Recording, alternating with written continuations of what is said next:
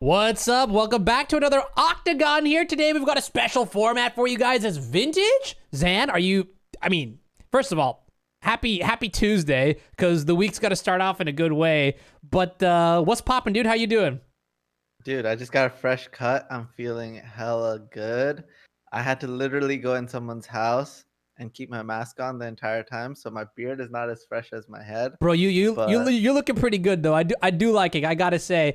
Yeah, I mean, I'm pretty excited. The vintage doesn't get a lot of exposure, Zan, and I'm pretty excited that we actually get to do a vintage Octagon here, just to give the vintage community a little bit of what say, know how to keep people on the update. Because like vintage, I feel like not many people really know about too much of the format, and there are a lot of people who are dedicated to the format, and that is kind of cool, honestly, that we actually get to showcase some of what's going on today.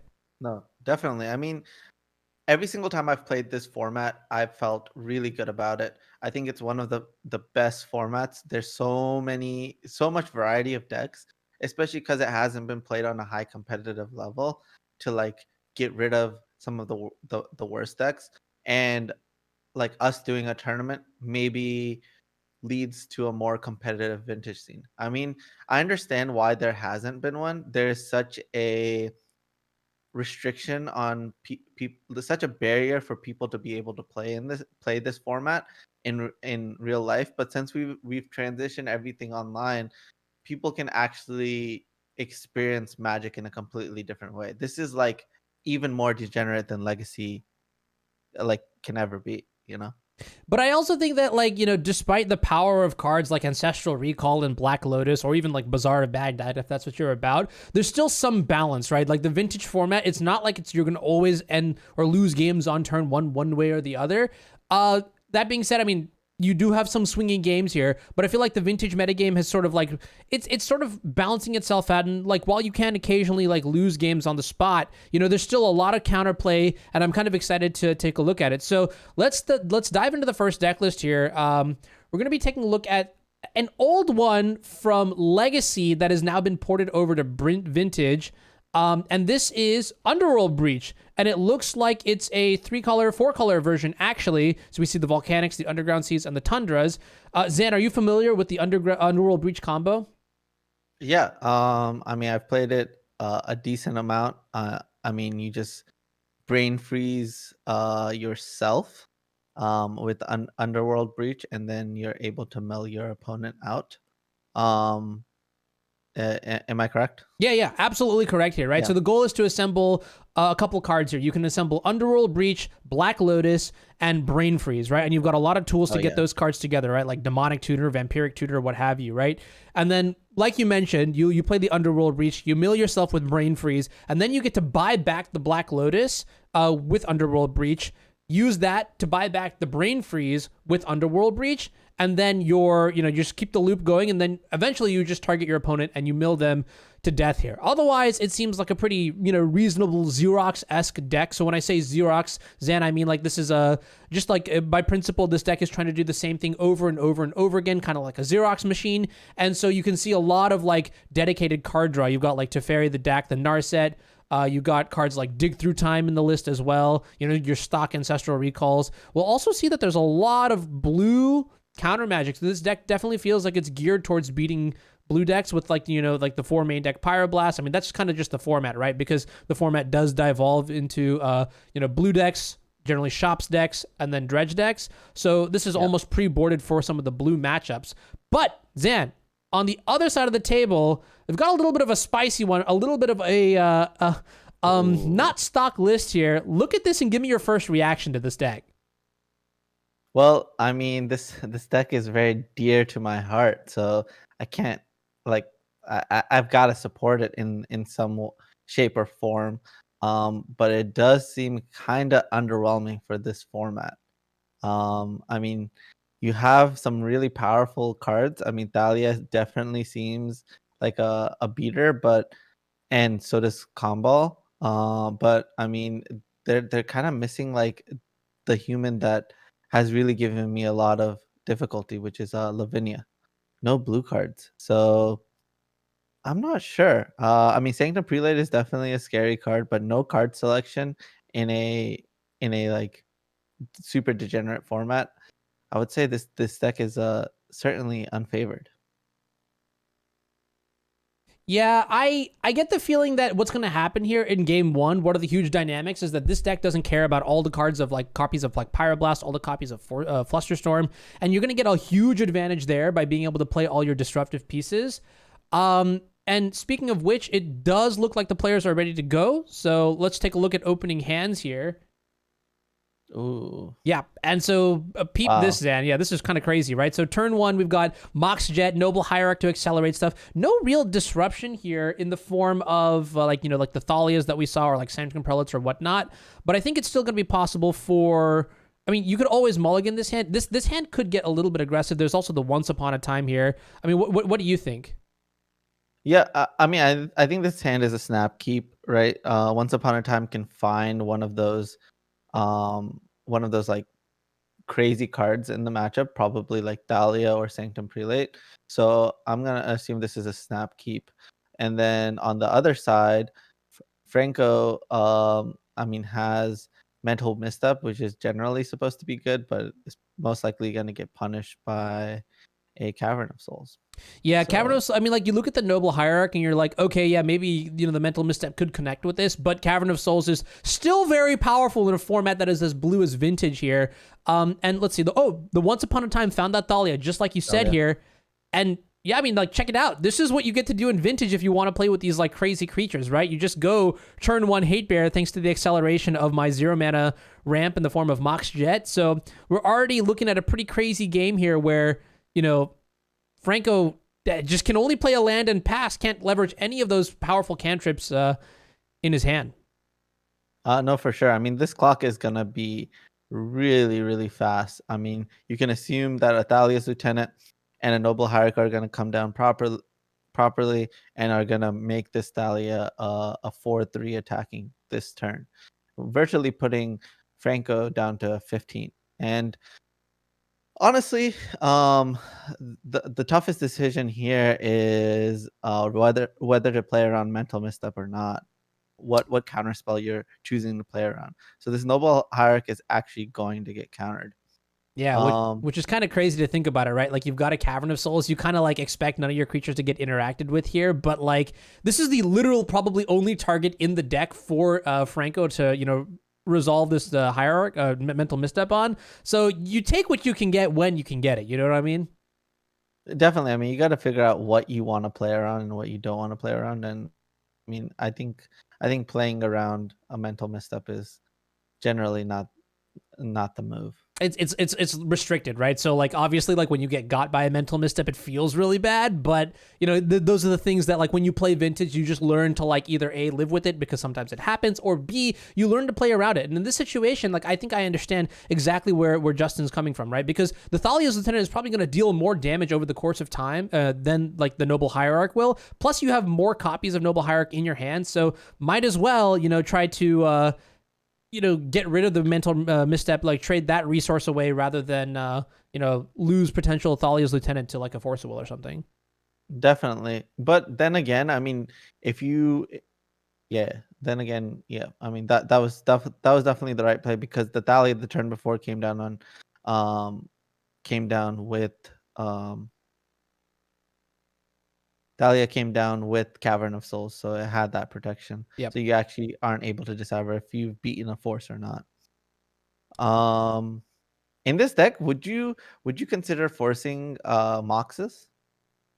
Oh, that's a really interesting question, right? Because you know that none of the disruptive pieces are at CMC 1 or 0 or whatever it is. Everything is kind of expensive. I mean, the problem is that Force of Will secretly doesn't feel that good in this list. I mean, you still want to keep it just in case there isn't a Cavern draw. There's so many cards in this deck that, like, as the Breach player, you don't want to see on the other side of the table, right? Like, you don't like seeing these Thalias. By the way, big sad. Wait. Oh, this is crazy. Okay, so we found a second Thalia, and now we're playing two Thalias to get more damage in. And this looks like Zio is going to go all the way down to 1 here. And No, it's lethal. it's legit Yeah, just lethal. because two Thalias were played, and I feel like that was one of the scenarios where you would want to play both Thalias because it exactly presented lethal Yeah, because the exalted triggers. which is actually just terrifying, right? This is a turn 4 win from a deck that doesn't have any like broken combos or insane card draw. It's just anti-meta, and it's just saying, hey, I know how you build your deck in and out, and honestly, you deserve to get punished for it. Here's the punishment, right? So Justin's going to take game 1. Let's take a look at sideboarding for game 2 here as we see a couple cards in the sideboard for Franco. We see Bright Dragon, we see Shattering Spree, Ravenous Trap, and Surgical Extraction. Basics. Tabernacle. And Tabernacle, yeah. We see 2 tabernacles, not one. Just like an easy $2,000 just thrown on the screen. Yeah, right. Yeah, I mean, a Tabernacle is a card that could potentially swing this matchup. Not to mention that the other side gets to get rid of 4 Pyroblasts. So I think this matchup is going to be a lot closer post board. Yeah, I'm hoping so too. I mean, the Tabernacles are likely in there just for decks like Dredge and Hollowvine, right? Being able to stop creatures when, you can't use them. Use Bazaar to pay for mana or whatever it is. But I do think it'll have a little bit of application in this matchup here. At least my gut reaction is that it'll slow down Justin just enough that maybe we can get something rolling with these Underworld Breach combos, or maybe get like a Mentor into play and ride that to victory, or just like, Xerox our way into victory here, right? On the other side of the table, though, I want to take a look at Justin's deck. Now, this sideboard seems a lot scarier because every single card is a banger. Yeah, I mean, Deafening Silence, Force of Vigor, Collector Oof. Collector Oof is one of the cool cards that you get to play. Almost a main deckable card, in my opinion. Yeah, we've actually seen Collector Oof main decked in some capacity one way or another. What's the card under Collector Oof? I don't recognize that art. That is 3 copies of Containment Priest. Oh, I've never seen that art before. I would have guessed that's an artifact based on the art. Yeah. It does look pretty incredible, right? So, 3 copies of Containment Priest. Not that good in this matchup. But, I mean, like, a lot of the other cards are pretty good here. You got, like, Force of Vigor and Surgical Extractions and things like that. And looks like we're ready for game number 2 here. This hand is a lot more busted by Franco. Yeah, I mean, and you have a more ordinary hand from Justin, right? Like a turn 1 champion of the parish into... I mean, it's going to start off with Once Upon a Time, so we're going to see what actually comes down. I guess a Noble would come down beforehand. But this hand has no Cavern, and if there was a mental misstep, it would surely punish. Okay. Yeah. So, like, I kind of like Franco's hand a lot. You might want to mulligan the second hand because there's no acceleration. But yeah. Sorry, I'm taking care of one thing's end. Let me know what you think about the first few turns and how. Like, would you mulligan this hand? No, I don't think you can afford to mulligan from either player. I mean, obviously, Franco's hand is busted. Justin's hand is good, not great, but the fact that you have a 1-drop and you have card selection and being able to find a Thalia on turn 2, I don't think you can pass that up. Right, the once just has like, it has all of the card selection that this deck is able to offer. So I don't think you pass that up pretty much ever, unless you know your opponent's hand. But yeah, I mean, it seems as though like both players have had their nut starts. I mean, Franco's is probably the nuttiest so far, but I mean, this potentially still a game 3 to be played, and I think that's the more exciting and more important part. Yeah, no, this is this is vintage, baby. Like, look at that hand that Franco's got, right? Like, I'm excited to see like maybe turn 1, Mox into Ancestral. You don't have to worry about any of the crazy stuff that might be coming out of like normal blue decks. Like, your Ancestral Recall is going to resolve. So you just like fire that baby off, draw a bunch of cards there, and then you get to keep continuing with like Preordain and things like that. And like, heaven forbid if Franco draws like Underworld Breach or a Black Lotus, like you may be able to go deep. Oh, wow. And look at that discipline. A mulligan into a way better 6.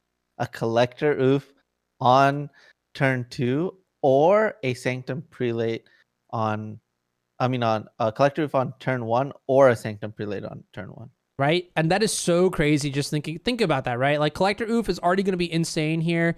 You probably just lead on the Sanctum Prelate because if you play the Collector Oof, then what? Your artifacts all get turned off. So you can even Cavern it out too, which is just insane.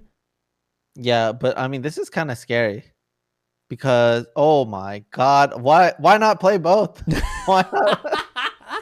Yeah, that's so true. Like when you get these busted starts, like this is what I'm talking about. Like this is vintage, baby. And you might be thinking like, okay, wait a minute. Black Lotus to put a 2/2 into play doesn't really sound that great.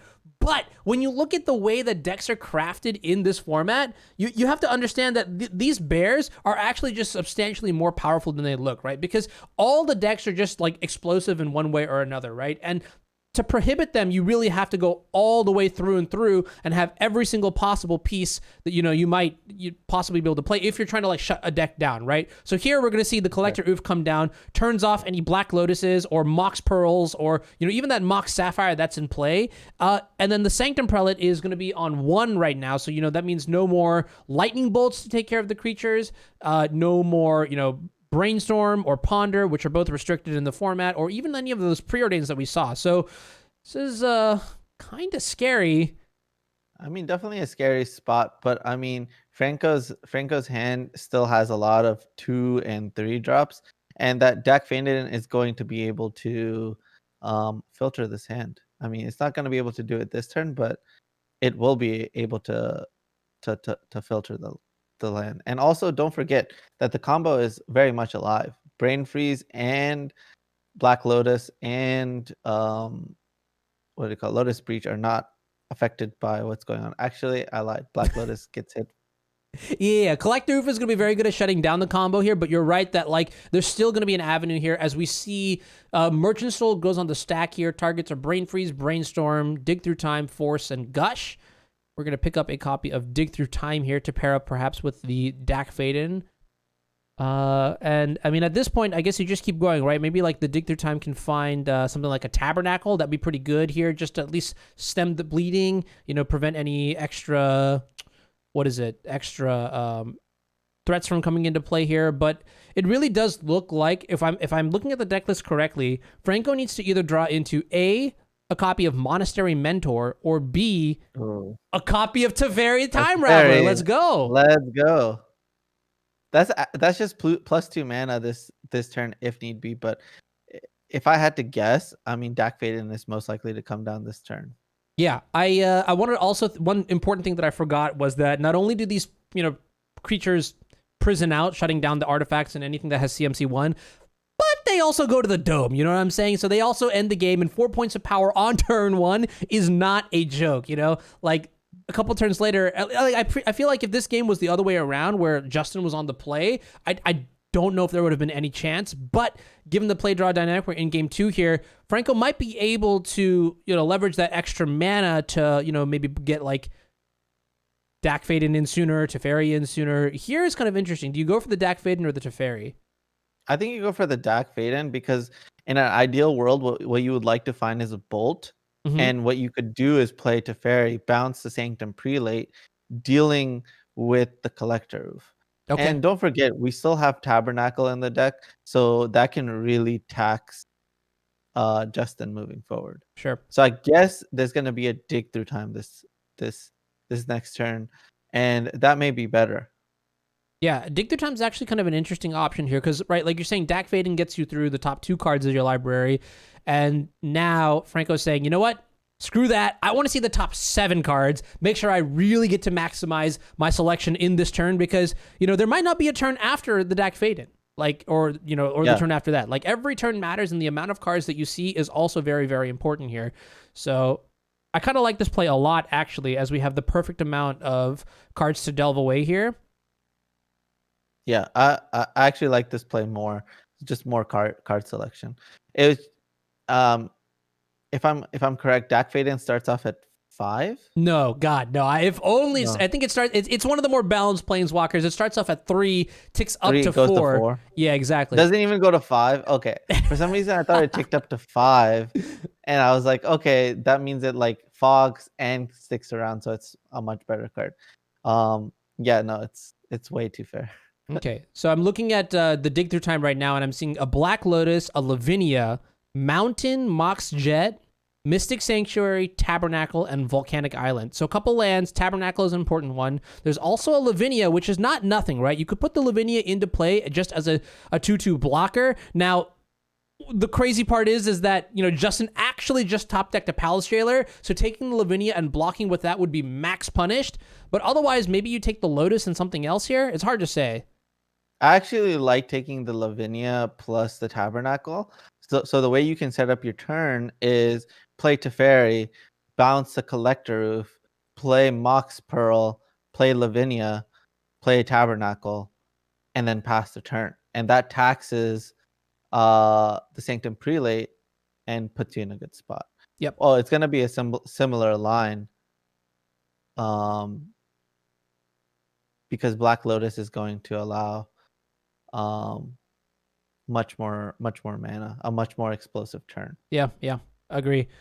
So, yeah, I mean, this turn feels like everything will start with playing something like the Teferi or the Dak Faden here. I mean, playing Dak Faden after you put so many cards into your hand off of dig through time must feel great, because then you get even more selection, or just even more like options in terms of what you can keep and what you can't keep. And I think that's one of the reasons why Vintage is just so insane, is because your cards, you just get to draw so many cards. Like, there is nothing more that I like than just going like predict myself, and like ending the game with like no deck but like 10 cards in my hand. And in Vintage, you don't even have to work for it. I mean, you have to like make sure your Ancestral resolves, obviously. But okay. Oh, I mean, there's a Cavern still on the field, but yeah, I mean, finding that bolt is big very, game, very right? strong. Big game. Yep, I love this. And so we're going to see Mox Pearl and Gataxian Probe go to the graveyard, saying that we have Teferi for this soft lock or whatever it is, and Lightning Bolt. The Force of Will doesn't look too appealing to me, but maybe you can pitch the Lavinia in a pinch here. And another Cavern of Souls. Oh, wow. Okay, so this was an end-step cycle of the Horizon Canopy. I feel like I would have maybe held the land here, but I trust Justin for sure, understanding what's important in the matchup, maybe not the Palace Jailer. Yeah, I like cycling it. Once a creature wasn't played, I think not cycling the land was definitely correct. Because I mean, like, if you hit another land into a Sanctum Prelate or find a Thalia, it's gonna go a long way. Yeah, and I mean, this Wasteland isn't nothing. It's definitely still a very powerful threat. Yep. And it's just attacking face. This is a pretty scary turn. Yeah. Okay. Yeah, I mean, there's a lot of 2-drops in Justin's deck that we can take a look at, like, Dark Confidant. We've got Thalia. We've got Thalia's Lieutenant. Oh my god. And it's game? Is it? Sanctum Prelate on 1 doesn't stop the combo here, so if you just bolt... Oh, but it does stop the Lightning Bolt. No, but so you go Teferi, bounce the Collector Oof, play Black Lotus, Underworld Breach, Gush. And that's game. Oh my goodness. Wait a minute. Yeah, that's game. Wait, did we bounce the... Oh, yeah, this is fine too. This is fine too. Yes. Yeah, now you play the Black Lotus. Black Lotus. Yep. We need to make sure that we have a land that we can fetch. No, we don't even need a land to fetch off of the Scalding Tarn, because the Lotus can just crack for red, but we do have another Volcanic Island anyways. And yeah, this is it. This is just combo central here. Yeah, this is combo. And we have a game 3.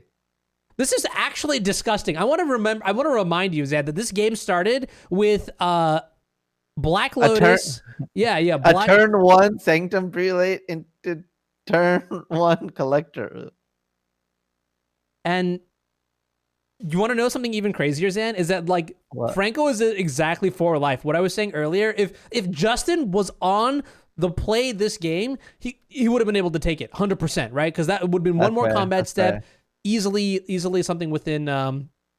But that's why you play these crazy blue decks, because you draw so many cards, you see so many cards that you can find yourself getting out of crazy situations like this one. Yeah, and I love that about Vintage. That's what makes me so happy about the format. It's just like you can just go like Ancestral Recall. Okay, I drew my deck. All right, now I'm going to slap you silly with a ham sandwich until you concede. And I mean, that's not exactly what happened here with the Breach combo, but like, honestly, like it could have been a lot of things. And we're going to see that Justin actually conceded in response to the Brain Freeze to hide some sideboarding information. And I like that a lot, right? Because you're deterministically dead at this point. Justin's played a lot of Vintage, knows the combo. But Yep. Taking a look at the sideboard again here.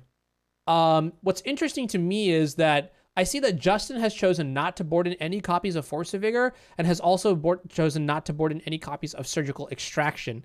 How do you feel about that? The Deafening Silences did come in. The Collector Oofs did come in, but that's it. Only 4 cards have come in. So do you agree with that? I agree with that. I do agree with that. So the Force of Vigors, they seem like overkill when you already have cards like Collector Roof, Thalia, and Sanctum Prelate taxing those cards. And then looking at Deafening Silence, I agree that Deafening Silence should come in. And looking at Surgical, there's oftentimes in a deck like this that you don't have a specific thing that you want to Surgical. Yeah, you can hit one of the combo pieces, but your deck is already doing such a good job working around those cards or working to like oppress those cards that you don't need to bring in a card that gives you card disadvantage, right? Like this deck only has like one way to get card advantage, and that's Dark Confidant or Palace Jailer, right? Which isn't a whole lot. So when you bring in Force of Vigor and Surgical, it really does affect how much like how much card advantage you have. Yeah, and I want to give an update to people who are wondering about the rest of the event here. We see Yama Killer, has won 2-1 against Amir.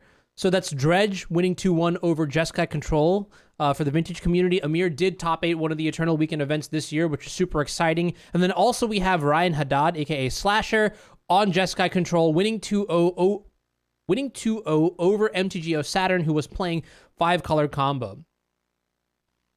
Bring it back into the game here as players round out this final game 3, and that is an incredible card that I see already in Franco's hand here. But before we even get into that, take a look at Justin's hand. It's equally as incredible. Look how much mana that is. Yeah. But this is what we saw before in game 2, right? Where Justin had a hand that had a lot of mana, but not a lot of relevant interaction here. So I would not be surprised to see Justin actually just mulligan this hand, find something a bit more terrifying along the lines of like the Thalia, the Collector Oof, Deafening Silence. Okay. Okay. It come down on turn 1 though? Is that a Mox? That's a Mox Jet. It does not come down on turn 1. So Mox Jet and Cavernous Soul is not going to cast. But a turn 1 Collector Roof, but you got to sacrifice your Cavernous Souls. Right. So it's kind of an interesting situation here. I guess maybe you just have to take the L. I think you have to keep this hand because it's got a lot of good stuff going on in it, Deafening Silence and Collector Oof. But I think you may have to take the L on the turn 1 and just go for the Noble Hierarch and just hope that your opponent doesn't have some sort of insane busted vintage hand. And, like I mentioned, it can happen sometimes, right? Like we did see Franco had the Ancestral Recall in game 1, but that's not the norm most of the time, right? Yeah. The restriction list keeps it so that you're not going to be dying to broken cards that often. So I would really like to see the turn 1 Noble Hierarch so that we can get maybe the Deafening Silence out on turn 2, which I think is really good, or maybe the maybe the Confidant. Yeah, exactly. That'd be a great turn 2 play, which is Dark Confidant and Deafening Silence. Get some gas going, draw some cards here, and then create that sort of snowball that we saw in game 1 with the Thalia on turn 1. Instead, maybe like relying on Deafening Silence and Collector Oof to do the work, the heavy lifting. Yeah, no, definitely. I mean, this is a great hand from both sides. The Monastery Mentor is like one of those cards that like creates like a totally different game pattern, and so I'm like just excited to see how this plays out. I mean, the Preordained didn't do very much; it just found another land. So, I mean, the ball is in Justin's court, and it looks like it's about to be a nutty one. Yeah, Lotus Petal kind of solid here. I mean, that might let you power out something like Collector Oof and Dark Confidant instead here, but looks like we're going to go for the Deafening Silence instead here, which means we probably have to play the Dark Confidant since we can no longer play the Lotus Petal. If we play Collector, we can't even cast the Collector. Either way, not a problem. But okay, wait a minute. Oh, wow. That's such a good draw here. That's an incredible draw. And, unfortunately for Franco, there's only lands in the tank here, but Monastery Mentor is extremely good. It's so scary. I mean, it could come down next turn and have an effect on the game, right? Like just even recasting Preordain is putting another power onto the board that could swing the game. Now, fortunately, Justin does have a copy of Deafening Silence to stop any crazy shenanigans, which means that Franco's going to have to draw into some copy of like Teferi again, like we saw earlier, to maybe like bounce the Deafening Silence and then pop off with something like an Underworld Breach. I'm going to take a look at Franco's list and see if there are any other outs in particular to something like this Deafening Silence. Yeah. If there was like a blast zone type of effect, it would be definitely really good. Yeah, Engineered Explosives doesn't seem to be in this list, and I actually don't see any out to the Deafening Silence outside of the Teferi, because the sideboard appears to be 3 copies of Sprite Dragon and then maybe like 4 Shattering Sprees, which is, a nod to Shop's decks, but not going to be good here against Deafening Silence for sure. And I love this play. Just get the Collector Roof out there. Yeah, build the board. Go big. Get the wasteland out there. Just limit your opponent's options. Yeah. And another land. This is not what Franco was hoping for. Yeah. I mean, in this situation, like you just got to deploy your non-basics. I think maybe just play the mountain out and then hope for the best here. I mean, like you're so close to having something, but the Deafening Silence, and now like on top of that, you get the Collector Oof. It just feels like it's slowly getting out of control, where these like cheap 1 mana, 2 mana like beaters that don't really do too much are gonna perhaps take over the game here. I don't know. Yeah, I mean, this game is over, so this might be a good opportunity to ask you. So what did you have for lunch? What? Actually, today I haven't had lunch yet here. I've actually got. I'm a huge Taco Bell fan, Zan. Oh my god! I know. I've actually got my Chalupa Supreme here. And oh my god, what meat? What meat? I don't like Taco Bell chicken. I'll be straight up with you. So I usually just get like the stock beef or whatever. I mean, I've tried the steak too, and it's like fine. You have the stock beef. Have you heard that the stock beef is what they feed dogs? Okay, well, you know what? I love dogs, so I might with it. What?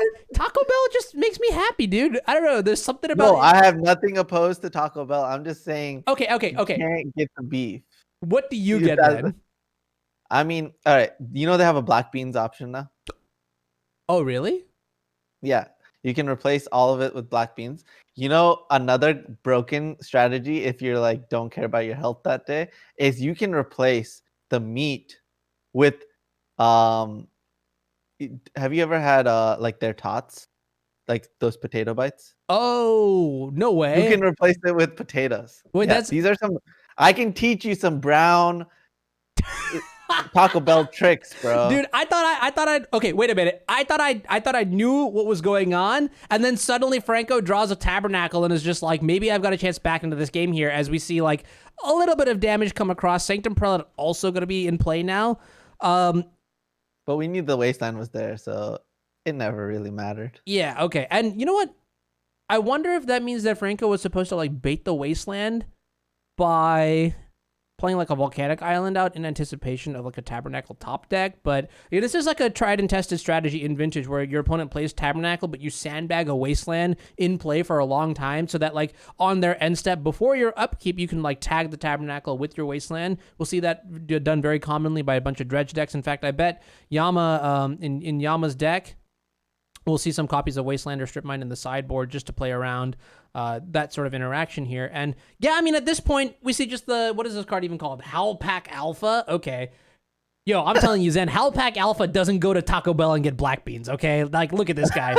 This guy just straight up eats everything, including Franco's life total, because he's down to 7 now with 4 lands in hand. I gotta tell you, this game kind of feels pretty over. Bro, I am so disappointed in your Taco Bell game. What are you? Okay, whoa. Okay, that's not even my goat. I just got this because I was feeling like spicing it up. I'll tell you my secret. This is my top I'm tier. ready. What is your actual Taco Bell order? I'm ready. My actual top tier Taco Bell order is pretty simple. It's just a bean burrito, okay? Yes. Light on the beans, so easy beans. Add extra red sauce. Add some extra cheese, and yeah, that's it. It's super simple. It's super delicious. When you get like a lot of the bean flavor out, it's nice. It's really nice. Oh my god, dude. Oh my god.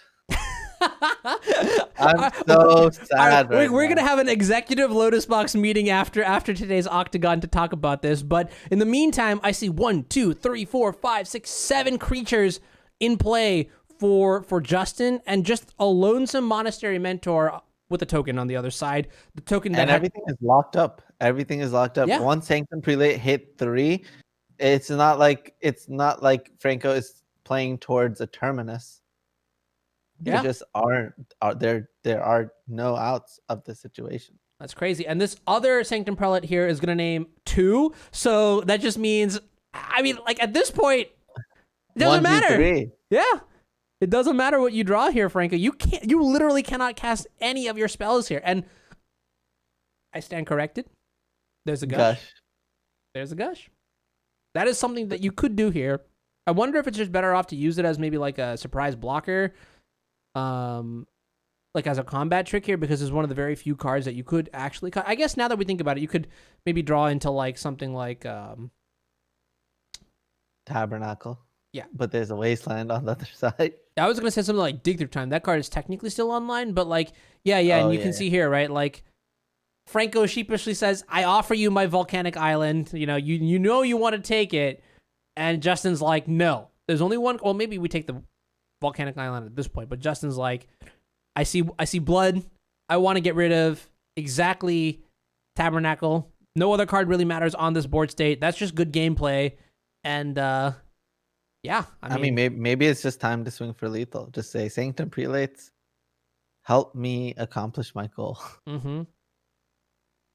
Yeah, it's kind of just crazy. It's kind of crazy that we sort of just saw how like this game went out of control so fast here, right? Like Mentor is one of the few cards, especially when you pair it with Black Lotus and get it down on turn 1 or 2. But Deafening Silence on turn 1 is one of the reasons to play a deck like this, right? Because it just wins against so many matchups on the spot here, like Underworld Breach being one of them. You know, I know, Zan, you played, what was it, the Mono Blue Belcher deck for a while? Yeah. Like, I know you wouldn't want to see something like Belcher on the other side of the table there, right? So we're going to try something here, as I don't think the other match has been reported yet. So I want to see if we can get another match going on. Let's see. So that would be Jay Pinter against Stacko. And we're going to go straight to that, actually. By the way, we just got a report. So the other co-host, Ved, also just got Taco Bell. Oh, So, okay. Yeah. Okay. So twins reported. My goodness. Yo, Taco Bell's what's up though. I definitely, and when they added Taco Bell to like delivery, I was about that as well. So here I'm just updating this stuff live, Zan, but this is what we're looking at right now. So it looks like we're on some sort of Helm of Obedience combo deck against what looks to be Volcanic Island and Mox Jet. And we're going to, hypothesize about what's going on, I guess. What's going on? So there's a Vampiric Tutor being cast. I actually haven't seen the deck list for both of these decks. Okay. Well, this is interesting. So it looks like there's a Black Lotus and a copy of Grafdigger's Cage in Jeremy's hand. And then on the other side of the table, we're going to pick that one up really quickly too, as Jay Stacko has a Dak Faden. Wow. Yeah, so there's there's still a Black Lotus in play, so anything is possible. Just gotta find a actual threat to close it out. Mm-hmm. Interesting. Okay.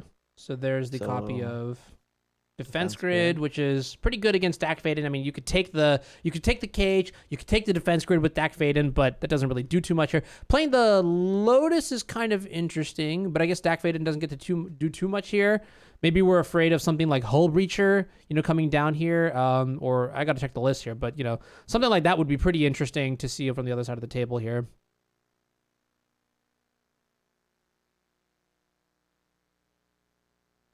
But instead, actually, Zan, guess what I'm seeing? I'm seeing some pretty crazy cards here, as Dak Faden is going to find Wear Tear, Force of Will. There's a Mox Ruby for the draw as well. Oh my god. And then, what else? This is some Everything high is online resolution. right now.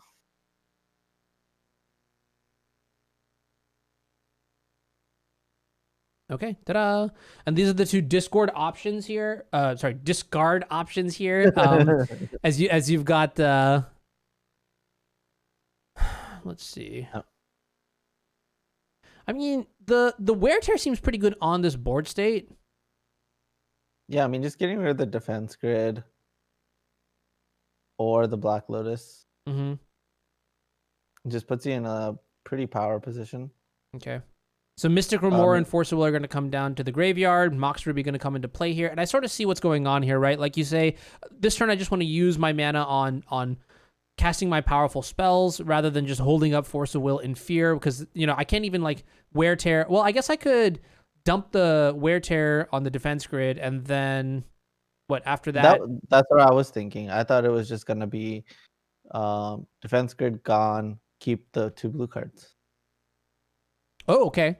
I like this instead. Kill the Helm of Obedience instead and say like, hey, I don't need this Force of Will if you have nothing threatening in play. That seems pretty good.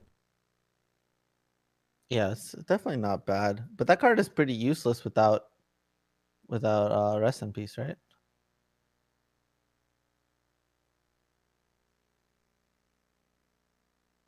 I don't even know what this card does when it's activated without its combo piece. Oh, so it'll mill a couple cards here for a certain amount of mana, and then if you find a creature, you can actually just like take it and put it into play. I'm not sure if they're okay. I guess this is a good opportunity to take a look at the deck list here that we've got going from Jeremy and from Mr. Stacko. So it looks like Jeremy's actually playing a crazy one here with Goblin Welder, I guess, control combo value with Painter Servant as well. Okay, so there's a lot of stuff going on in this list. This is an interesting list. I've actually, you want to know something crazy cool, Jan? Is that this is one of the very first vintage decks I ever played. I think I played it in Eternal Extravaganza. Like so many years ago, back when I was on the East Coast, and it's a pretty fun deck, honestly, because you get to like just like do a bunch of like crazy stuff right here. And I don't know if we're seeing any copies of like Goblin Engineer or like to dump stuff. No, we don't. Okay, so we just see like Duretti, Dak, Karn. Let's see, Goblin Welder, Painter Servant. There's a Sphinx of the Steel Wind, so I have to imagine we're also playing something like Tinker. And then once we play Tinker, we also get to play things like maybe Bolas' Citadel if we're feeling super crazy. That seems kind of nice. Like Bolas' Citadel is a really scary card. I agree. We have Cage. Okay, so I stand corrected. There's actually no Bolas' Citadel in this deck because instead of just doing that, instead of like killing them or tinkering them for Bolas' Citadel, we'd probably just get something like the other half of our Painter's combo, or like we have like Helm or something like that. Oh, wow. Okay, so this is like maybe like a weird 2-card Monty variant, I guess. I'm learning about this deck as I go, which is kind of fun because there's also 4 main deck copies of Leyline of the Void in this list to pair alongside the Helm of Obediences. So what just happened? Oh, we're just taking a look at the deck list to see what's going on here. Okay, gotcha. Well, what's the 1 mana black card that was just drawn? Demonic Consultation, yeah. Which, that's Demonic Consultation. Yeah. Which is kind of like a supercharged Divining Witch. Maybe that's like not the best. Think of like Spoils of the Vault, but like better.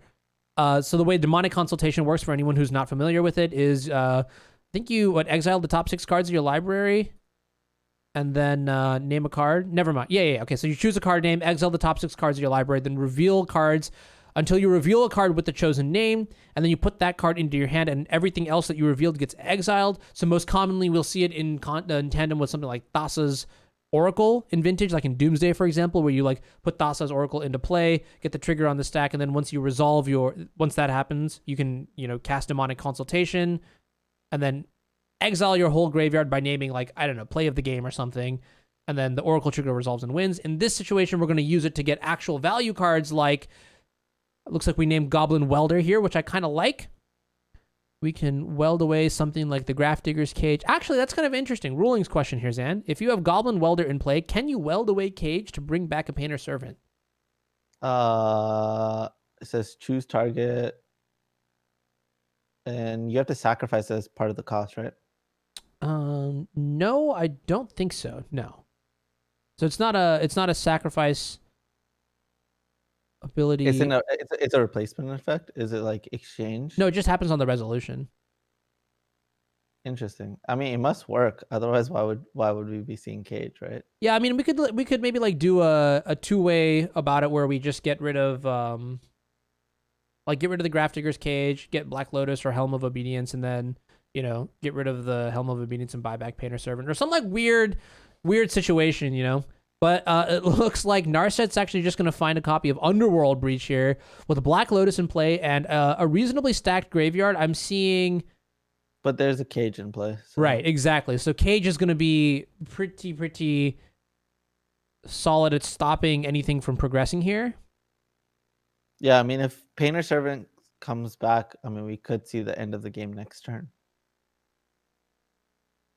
Okay, so from here, you just have to wonder maybe what are the top decks? Wait, why was Underworld Breach cast? Good question. Perhaps I'm missing something. I think it was a mistake. No worries. We'll see how the turn plays out here. I want to take a look at Jay Stacko's list a little bit more and just see what exactly this is. So I know that there's been recent videos by like LSV on some sweet Underworld Breach deck lists that have just like how to play the deck and like some cool lines that you have with the combo. Yeah, and it just looks like Underworld Breach is going to go to the graveyard. Grafdigger's Cage is going to shut that one down. But yeah, this is actually a sweet build of the deck, actually, because I see 2 copies of Mystic Remora in the main deck alongside the 2 Night's Whisper. And I told you already, Zan, that I love drawing me some cards with Predict, and Night's Whisper is pretty close to that. What? The 2 life matters so much in other formats. You know that card is modern legal? Can you name the modern deck that I have played in the past that played Goryo's Vengeance? I mean, I just named the deck. Is the name of the deck Night's Whisper? No, it's Goryo's Vengeance. Nice. And then I'm trying to figure out where we are. All right, so there was a misstep made last turn, and now.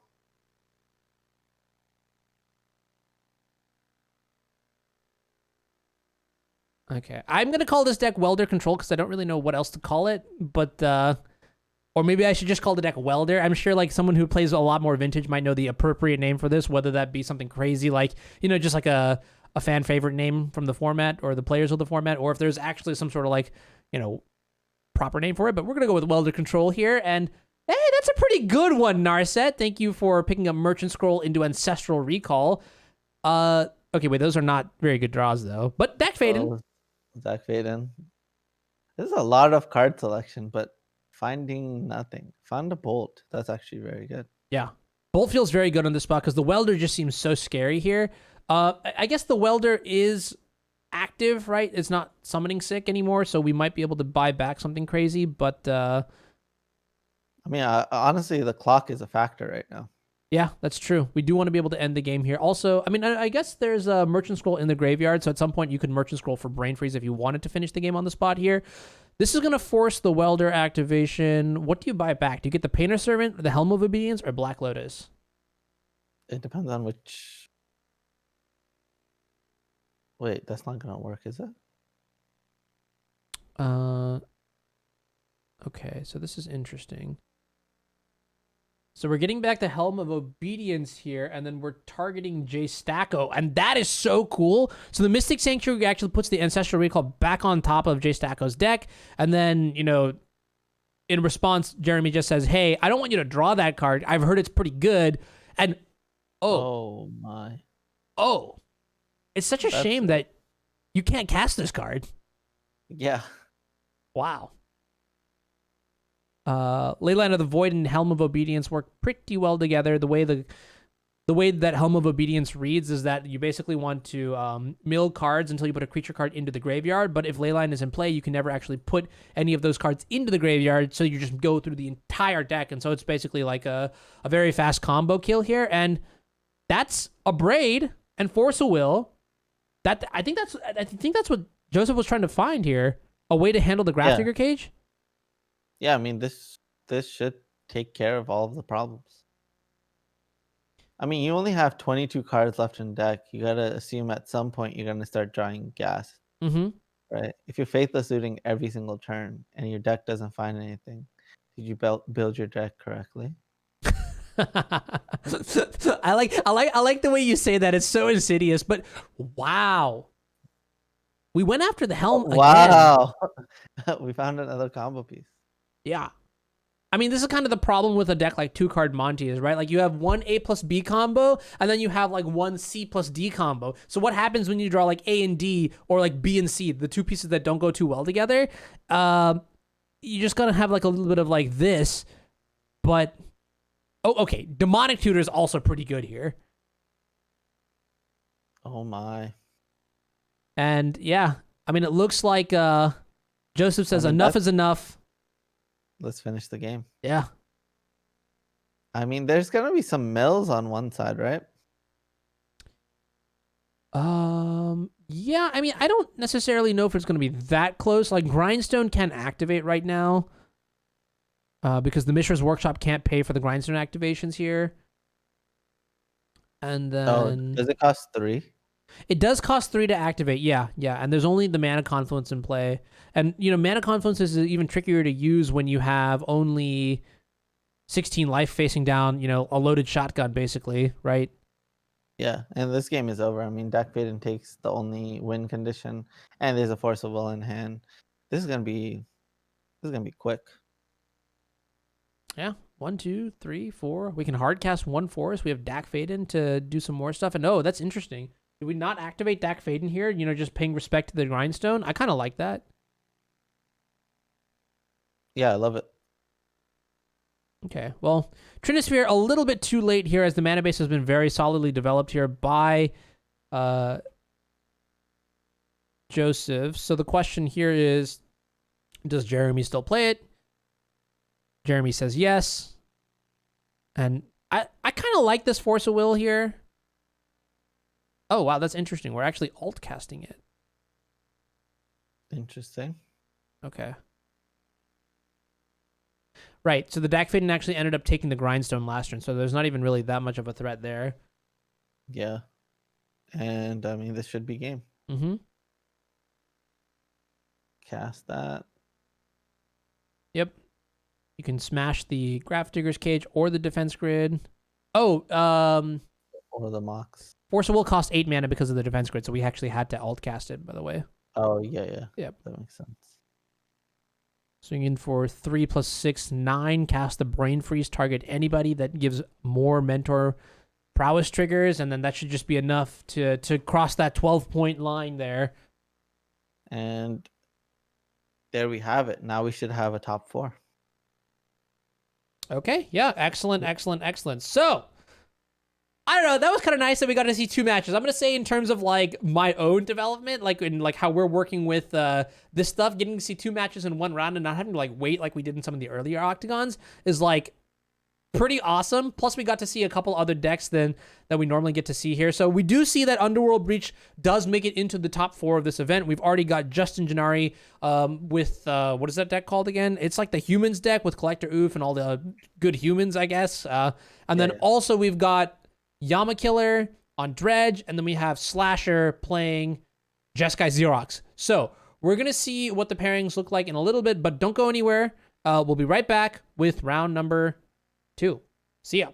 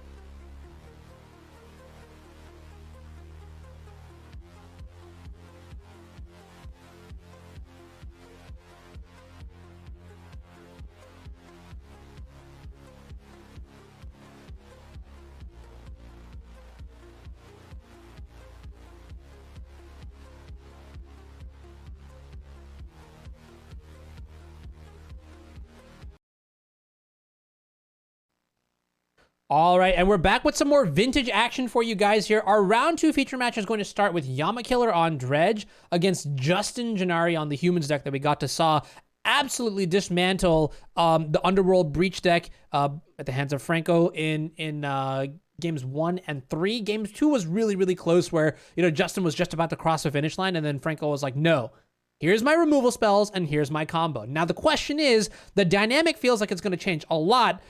You want to take a look at Decklist real quick, Zan? Yeah, let's go over Decklist. So, this is what Yama Killer has decided to bring to the table. Vintage Dredge. And I know you played a lot of Modern, so you know what Modern Dredge looks like. You may even know what Legacy Dredge looks like. But Zan, what surprises you in this list as someone who's like learning Vintage in the format? What do you like about this? And, what do you notice that's especially powerful? Yeah, I mean, first of all, you got to talk about Bazaar of Baghdad. You got 4 copies of those. That is like the heart and soul of the deck. And that's like the really scary part because you have a land that just activates your entire deck. And on top of that, you have like this Mulligan engine and Serum Powder, which allows you to find Bazaar of Baghdad more often because you're able to mulligan more efficiently and more freely. And then you have like this whole, it's like a control dredge deck, which is kind of unusual. Like in Modern, you don't really see that control aspect because you don't have cards like Force Well. But in this format, counterspells seem to be the name of the game.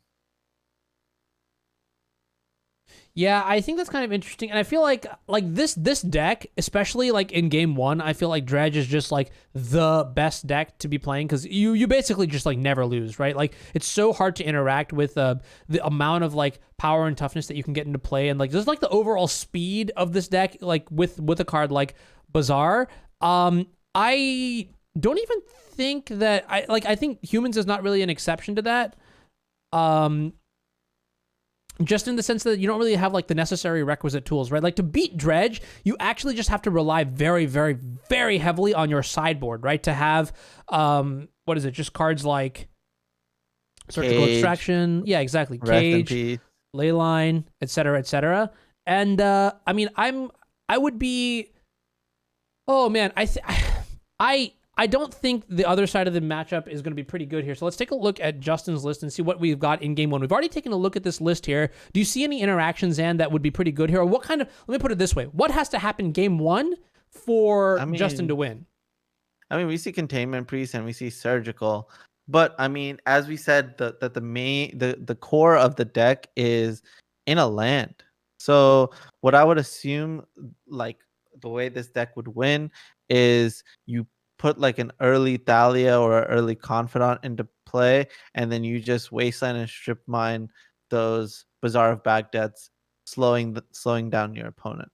And then post board, you bring in the Containment Priest and Surgicals, which are going to play an essential role in getting rid of the Bazaar of Baghdad's again. Yeah, I think it's keen to identify that Bazaar of Baghdad is the most important card in this matchup, and I think that's not that too difficult to identify either, because just how like the Dredge deck is literally built around this one card. So, I think Wasteland is going to be literally it. Maybe like what ends up happening is that Yama ends up mulliganing very, very deep to find Bazaar, and then there's a restart. Then there's like a chance for Justin to come back after that. But otherwise, I think it's going to be pretty tough here because, I'm excited to see just how powerful exactly Dredge is going to be here. As the players are almost ready to set up here, I think I want to take a look at the side where you mentioned that the critical cards are going to be Containment Priest and Surgical Extraction. But if we take a look at like sideboarding from, the Dredge side of things, is there anything that's interesting there for you? You need to have removal spells for Containment Priest. I actually don't know what Sickening Shoal does. I'm sure it kills creatures though. Yeah. It's removal shoal, and it's probably going to come in definitely for sure to handle cards like Containment Priest here. Looks like the players are ready to go here as they're going to draw their opening hands here. And I'm going to do you one solid here. I'm gonna pop out Yama Killer's Graveyard here. Dredge is always one of those things that messes with the UI and things like that. But I think it's important for us to be able to see what exactly My is in Yama's God. graveyard. Oh So my yeah, God. Look at that hand. okay, Look at that hand from Yama Killer. We got Bazaar plus Force backup. So I mean, I would be really scared. I mean, Yama Killer could certainly brick, but if he doesn't, yeah. And I mean, Justin also has done very well here. So Justin's actually going to be on the play here for game one. And Justin has drawn the most important card, I think, in the matchup for game one, which is that Wasteland that we talked about, right? And now Yama does have some counterplay in the form of the Strip Mine. We'll see here if Justin actually deploys the Wasteland, opening them up to Strip Mine. He doesn't. I think that's a very smart play here. I mean, if you're in Yama's position, you just have to play the Bazaar, activate the Bazaar, and get going, you know? yep. Bazaar can find other Bazaars as well. So I mean, this is definitely very scary. And there goes the Thug. And now we have a Dredger. So even if this Bazaar is gone, the deck is gonna just continue to grind. Yeah. And I mean, while okay, well, I mean, what I was gonna say is that while Justin does have a copy of Wasteland to handle the Bazaar, there's not much other pressure going on. And you know, this is kind of an interesting dynamic because what we saw in game match one was that Justin was aggressively mulliganing the hand, looking for like all that sort of interaction here, instead of relying on like pressure and things like that.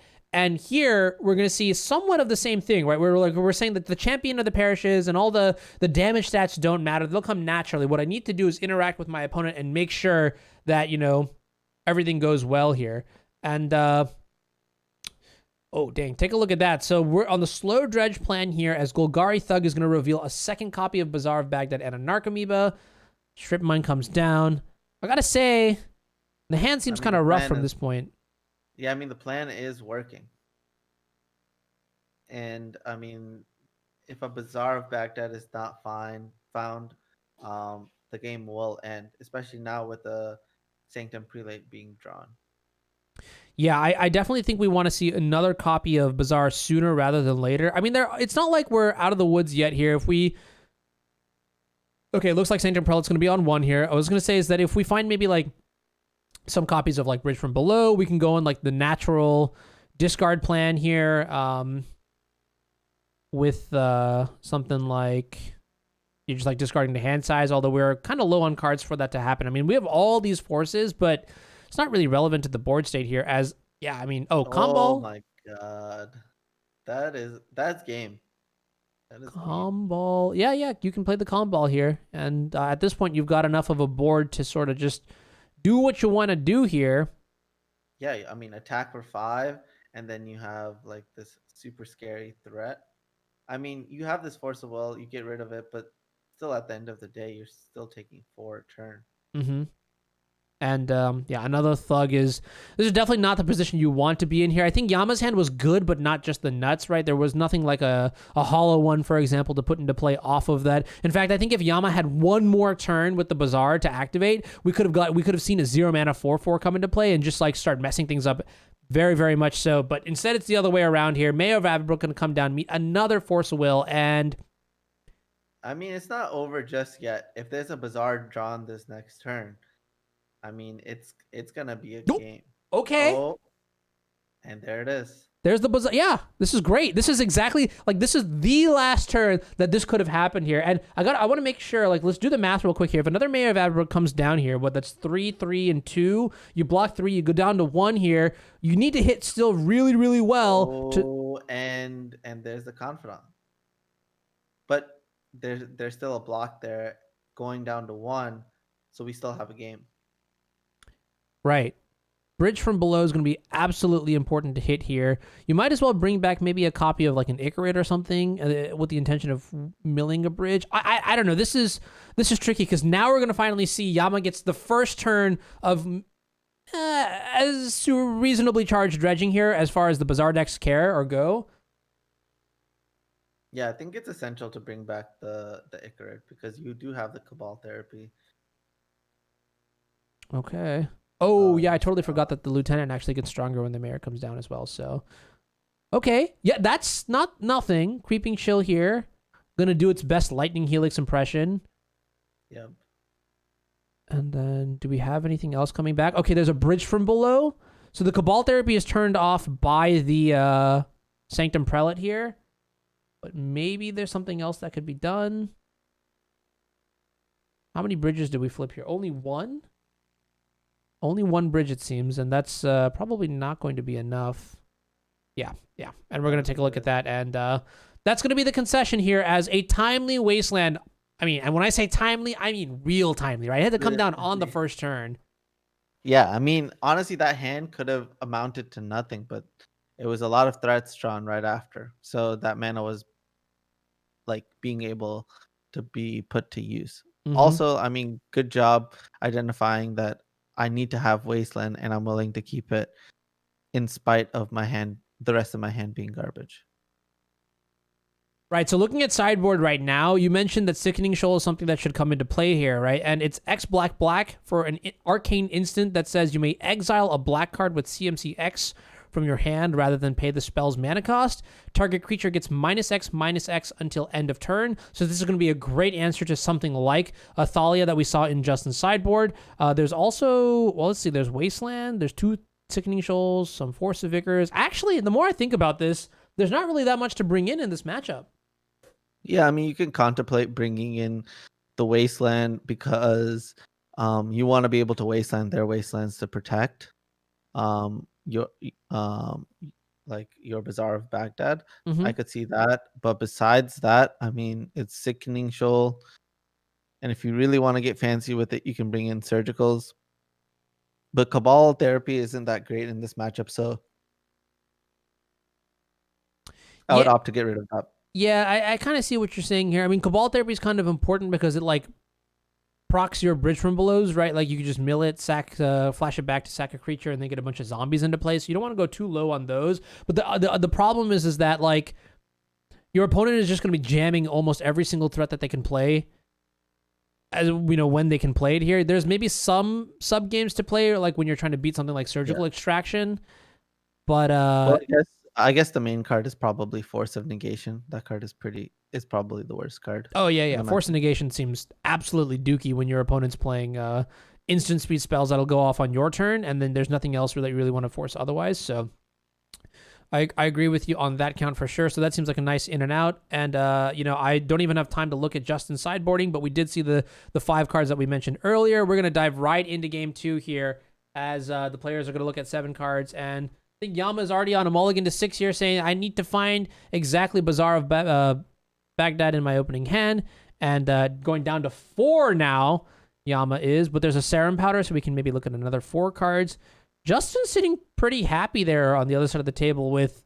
I mean, that's like the most beautiful hand I've ever seen. You got the Wasteland, you got infinite mana, so your Champion of Perish is going to be attacking for like 4, 5, 6, a bunch, and then you have Surgical for protection.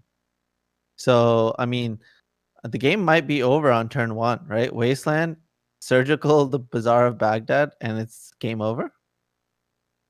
Yeah, I mean that is, I would agree with you that would be the line here, except we do have a clutch copy of Hollow One, and that is going to definitely change up the dynamic of this game, right? Like oh my god, that is the best draw I've ever seen. Now you get to play a Champion of Perish and go toe to toe with the damage, right?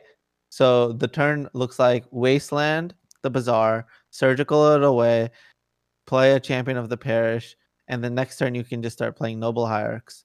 And your Champion of Perish is just going to be a faster clock than Hollow One could ever be. Yeah, the lone 4/4, no lands against,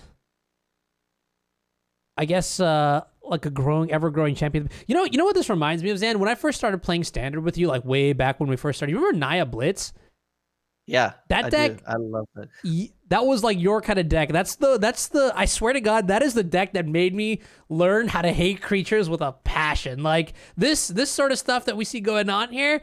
I am not about Champion of the Parish blocking 4/4 Hollow Ones. It makes me sad inside. I mean, on the other hand, you must be like ecstatic about it, yeah? Yeah, I'm ecstatic. I like to see creature decks prevailing, but I also like to see the other side of the coin, because I think that in order to be better at creature decks, you need to play non-creature decks. And then in order to be better at non-creature decks, you need to have play creature decks, because when you're playing the creature deck, you know exactly when you hate to get board wipe, or like you can do some fancy stuff, right? Where you can be like, I'm gonna put myself to a lower life total because I need to be more greedy in this matchup. You know, like when I'm supposed to cast my Terminus, when I'm supposed to cast my Verdict. You know, that's why I like playing both sides. And Yama isn't one to mess around here. Yama's just gonna say, "Hey, look, man, you got the game. You beat me fair and square here," which means that we're gonna dive into another feature match here as we take a look at. What was the other match we had? Slasher playing. Was it Jeskai Xerox? And then on the other side we had Underworld Breach. Underworld Breach at the hands of Stacko, right? So, oops, let's go ahead and dive into that as I set things up ever so slowly. If I knew Humans was a deck in Vintage, and it was actually good, I would have I would have considered it much more. But I mean, I discounted this deck from the get go because the cards just seem like modern legal cards. I mean, Thalia is a pain in the ass no matter where you are, whether you're playing Modern, whether you're playing Legacy, whether you're playing. What are you talking about? All right, Thalia, when you're playing against another creature deck, is a joke. You just board it out. Okay, fine. Yeah, I mean that's true. But like still, like I'd never want to see Thalia on the other side of the table here. And I think both players are getting started here. So I'm gonna go ahead and work on some UI stuff as we quickly want to get the hands back on, right? So Yep. All right, so we got the classic preordain. Turn 1 from the Xerox deck. seems pretty good. Solid opening hand. And other cards in the hand are Mental Misstep, Pyroblast, and actually a copy of Time Walk, which is powerful. I mean, obviously, maybe not necessarily on this board state, but if Ryan does draw something like a 3-drop that, you can power out ASAP, then you'd be super happy about that. So, ooh, and a Mental Misstep on the Mystic Remorse. Yeah, I think Mystic Remora is definitely one of those cards that you do absolutely want to Mental Misstep here. And am I going crazy? Oh, wow. And it's a battle. Force is cast on the Mystic Remore, but you should be able to Pyroblast it. And too many lands. Mm-hmm. I mean, Slasher's it's not the end of the world just yet here, as I mean, you got Mystic Sanctuary. Maybe you can find a copy of like Ancestral Recall or Merchant Scroll for it or something like that, and then pop off that way. But yeah, okay, I see what's going on here. 1 second, let's go here. We're gonna watch this, and ta-da! I'm gonna get the hand here. I was wondering where the hand went, and now I see where it is. So it looks like there's a copy of Knight's Whisper and Merchant Scroll on Jay Stacko's side, on Joseph's side. So yeah, I mean, basically both players are just trying to draw cards, and we're just trying to see who finds gas first. yeah, no, absolutely, and that does seem like the name of the game here is basically who can outblue the other player better. And it looks like, given the hands, that right now it is in Jay Stacko's hand, right? Yeah, exactly. Because the Knight's Whisperer gets you ahead. You've got the Mystic Remore to sort of tax on the opponent's spells here, and then I mean, the Merchant Scroll can also pick up Ancestral Recall somewhere along the way. But given the nature of the blue matchups, you definitely don't want to be in a position where you're like playing your Ancestral Recall into a Pyroblast for free, because the card is just that valuable. Yeah.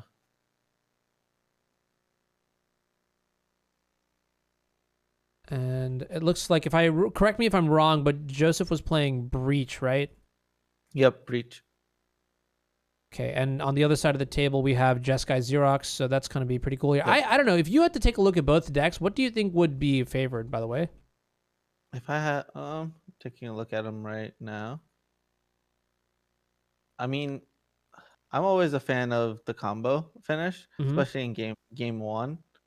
But I mean, I would say the deck that I've lost to the most is this Jeskai control deck, the Jeskai Xerox deck. And I mean, Dreadlord Arcanist is not a card that should be messed with. So having like effects that like just pull you ahead and finish out the game, like Arcanist, Yeah, would make me think that that that it's ahead. okay. Yeah, I see. I Yeah. mean, Jeskai control probably. I don't know. The Night's Whispers are super sweet. Being able to draw a bunch of cards off of Night's Whisper is exactly what I want to be doing. And you see here, we've got, speaking of drawing cards, we've got Gush and Mystic Sanctuary doing some pretty nasty things here. As yeah, Gush, buy back the Mystic Sanctuary, play Time Walk, take another turn, do some cool things here. On the other hand, you've got both Mystic Remoras in Joseph's deck are now in the graveyard, which means that this is the window for Ryan to The cast spells. main deck Pyroblast makes things impossible as well. Mm. You know, like in combination, um, with everything, it's just like it's just gonna be a huge pain to deal with this. Yeah, no, I definitely agree with you here. I mean, that's part of the reason why it's in there, right? Because like when your cards are so expensive, like Ancestral Recall, when your cards are so powerful, or like even like it's just like layers, right? Like how deep do you want to go to stop your opponent from doing this? When there are only a certain limited number of strategies that are, I would say like the three hallmark strategies, right? You want to make sure that you have a plan for each of those, and at some point you just have to realize that main decking Pyroblast is the way to do it, and like this is the result, right? Like where you get to stop your opponent's offense, and now you've got this insane game here where you've got like you found a Narset, you've got Pyroblast, you drew your own Ancestral Recall, and you have a Narset. It's just stacking on top of each other. You have this control deck that takes advantage of Mystic Mystic Sanctuary in such a broken way, and while controlling the board. Honestly, this deck is really incorporating a lot of the new tools that we find in Standard, Modern, and Legacy, right? Like Dreadhorde Arcanist is known to be a broken card in Legacy, and it's like, and then Mystic Sanctuary, what we broke it in Modern, right? Like combining all of those things together, you end up um on this deck. So I'm a big fan of Jeskai Xerox. yeah. And so Jeskai Xerox is actually going to take this is game 2, so we're going to go into game 3 shortly here. We're 1-1, tying the score here. The winner of this game will get to play for $100, which is really freaking awesome. This is our 7th Octagon, so that means that we've dished out we're going to be dishing out $700 in prizes for like 3-round events each, which is super sweet. Before we talk about that some more, or I guess we don't even have a chance here because the player's going to dive right back in, but are there any cards that you see at a glance that are going to be good in this matchup? I mean, at a glance, I am not seeing. You're playing against a combo deck. You can certainly bring in Mindbreak Trap. You could bring in like Ravenous Trap if you really want to deal with the graveyard. Other than that, um, yeah, I think that the Xerox deck has pretty much all the tools it needs in its main deck. Okay. Right, Pyroblast. Yeah, that makes sense. You have so many of these like really good cards like Pyroblast in your main deck that you don't really want to stress out about. You don't actually have the sideboard slots to like bring down. Like you also don't have any good like too many cards to cut. Like I wouldn't be surprised if we saw maybe some of the more like strenuous cards. I don't know, like I gotta check Ryan's list just to make sure here, but there are like historically cards that you just don't play, like like Mystical Tutor, for example, is going to be not that great of a card in a grindy matchup like this. What's kind of interesting is that Ryan's actually got 2 copies of Daze in the deck. Let's see, there's a Shattering Spree that could get boarded out, and then I saw a copy of what's up. And I was just gonna say, and I like those like 1 of 2 of copies, because in a tournament like this where everything is open deck list, you want to force your opponent to play around various things because you can bluff those various things. And in a tournament like this, you can really take advantage of some bluffs. Yep. So Merchant Scroll is going to be pretty sweet here. You can pick up a copy of Ancestral Recall and then later buy it back with the you can buy it back later with the Underworld Breach. Instead, we're going to go for a very nice Legacy style Brainstorm. And that's going to find a copy of Mystic Remora, Red Elemental Blast, and I think the last card is a Pithing Needle, which is kind of interesting as a good way to stop down cards like Dak Faden, maybe. Definitely, but it seems like it's going to be one of the cards to get rid of. Honestly, not the biggest fan of Brainstorm here. I felt like all the cards in our hand were bangers as is. Mm-hmm. Would you have played something maybe like the Merchant Scroll instead? Yeah, definitely. I think that would have been my first choice. Gotcha. Yeah, this is kind of interesting, right? Because I feel like what we saw, like for a brief glimpse in game 2, was that like Mystic Remora was in play, but not much was really being done here as a huge pickup in Ancestral Recall comes down. Yeah. Yeah, we just don't have enough mana sources to leverage the Mystic Yeah, Remora, but exactly. Like my thought process is I want to draw another land. Like I want to like my best draw next turn is a land, but I got rid of a land. mhm. You know? So that means then that if I'm in Joseph's position, I would finish this. The missing link in the story would be Gush, right? Because we have Gush, we may not necessarily need to have the extra lands in our hand because we'll be just redeploying the lands that we're picking up here. And no games at all. This is a Pyroblast on the Mystic Remora. That means that Joseph gets to draw a card. It's a Night's Whisper. And now, bang, Ancestral Recall. This has to get forced, right? Yeah, I mean, definitely has to get forced. But the question I have here is why not blow it up after the mana spent on it?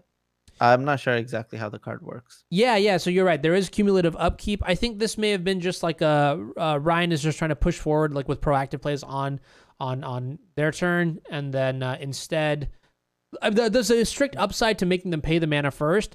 But also in this situation, red mana is tapped out, so Pyroblast can't tag the Ancestral Recall. It has to be exactly something like Force of Will. So you just take like small edges there, try to like pull ahead there while you can. And this is kind of a disgusting pickup here, as the Gush is going to bounce 2 lands and pick up Black Lotus up and a Mystic Remora up. And I gotta wonder, is that just game? Is that just game? Well, it can't be. We have a Ravenous Trap on the other side. But there's a Force of Will. Okay, yeah, the Night's Whisper just found a copy of Force of Will, which is going to be really good alongside this Mystic Remora. Wait, that is, I mean, we're just missing one piece, right? So let's see. We have 4 mana in play. We play the Underworld Breach. We have 7 cards in our graveyard. We can buy back the Merchant Scroll to pick up something like a Brain Freeze. Then we have 4 cards in our graveyard.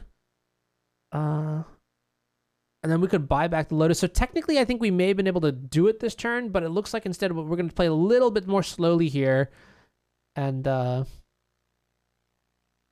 deploy the Monastery Mentor, instead holding up Pyroblast and Force of Will. So this is a much more defensive play that still is able to put some amount of aggression on the table here. And this is also interesting because this means that if the Underworld Breach play does fail for some reason, you still have this backup plan in Monastery Mentor. Yeah, I love forcing this. Just putting more pressure onto the battlefield. Mm-hmm. Yeah. And I mean, you still have these red elemental blasts. Yep. Makes sense. You can shut down some of the blue cards on Ryan's side of the table. Those are the cards that really matter. We did see that in game 2, Ryan actually had a copy of Swords to Plowshares. It was likely for something like Monastery Mentor, just so that that kind of card doesn't run out of control. And this is a Ponder. I mean, what's your play? Do you Pyroblast this or you let it go? No, it's hands down Pyroblast this. Nice. I like that. I have no control. I'm just like, Pyroblast the first blue thing I see. That does sort of make me happy here. I mean, I'll let you know also that Ponder being restricted in the format means that Pyroblasting or red blasting the Ponder matters all that much more. And I think now it's just time, right? Oh wow. Yeah, this is just game. Yeah. You have Lotus, you have Mystic. You might not have. Oh no, I think you have exactly enough cards to combo off here, right? So you can. Yeah, should have enough. Yeah. Yep. You have Lotus, Underworld Breach, and then you can use the Merchant Scroll to. Oh no, did we pitch the Merchant Scroll? Oh, my mistake. Yeah, we actually ended up pitching the Merchant Scroll earlier to counter the Ancestral Recall. So there is no full combo here, but. Who needs a combo when you can use Underworld Breach and just like Lotus into a couple preordains to make a lethal? This is what you call the damage combo. Yeah.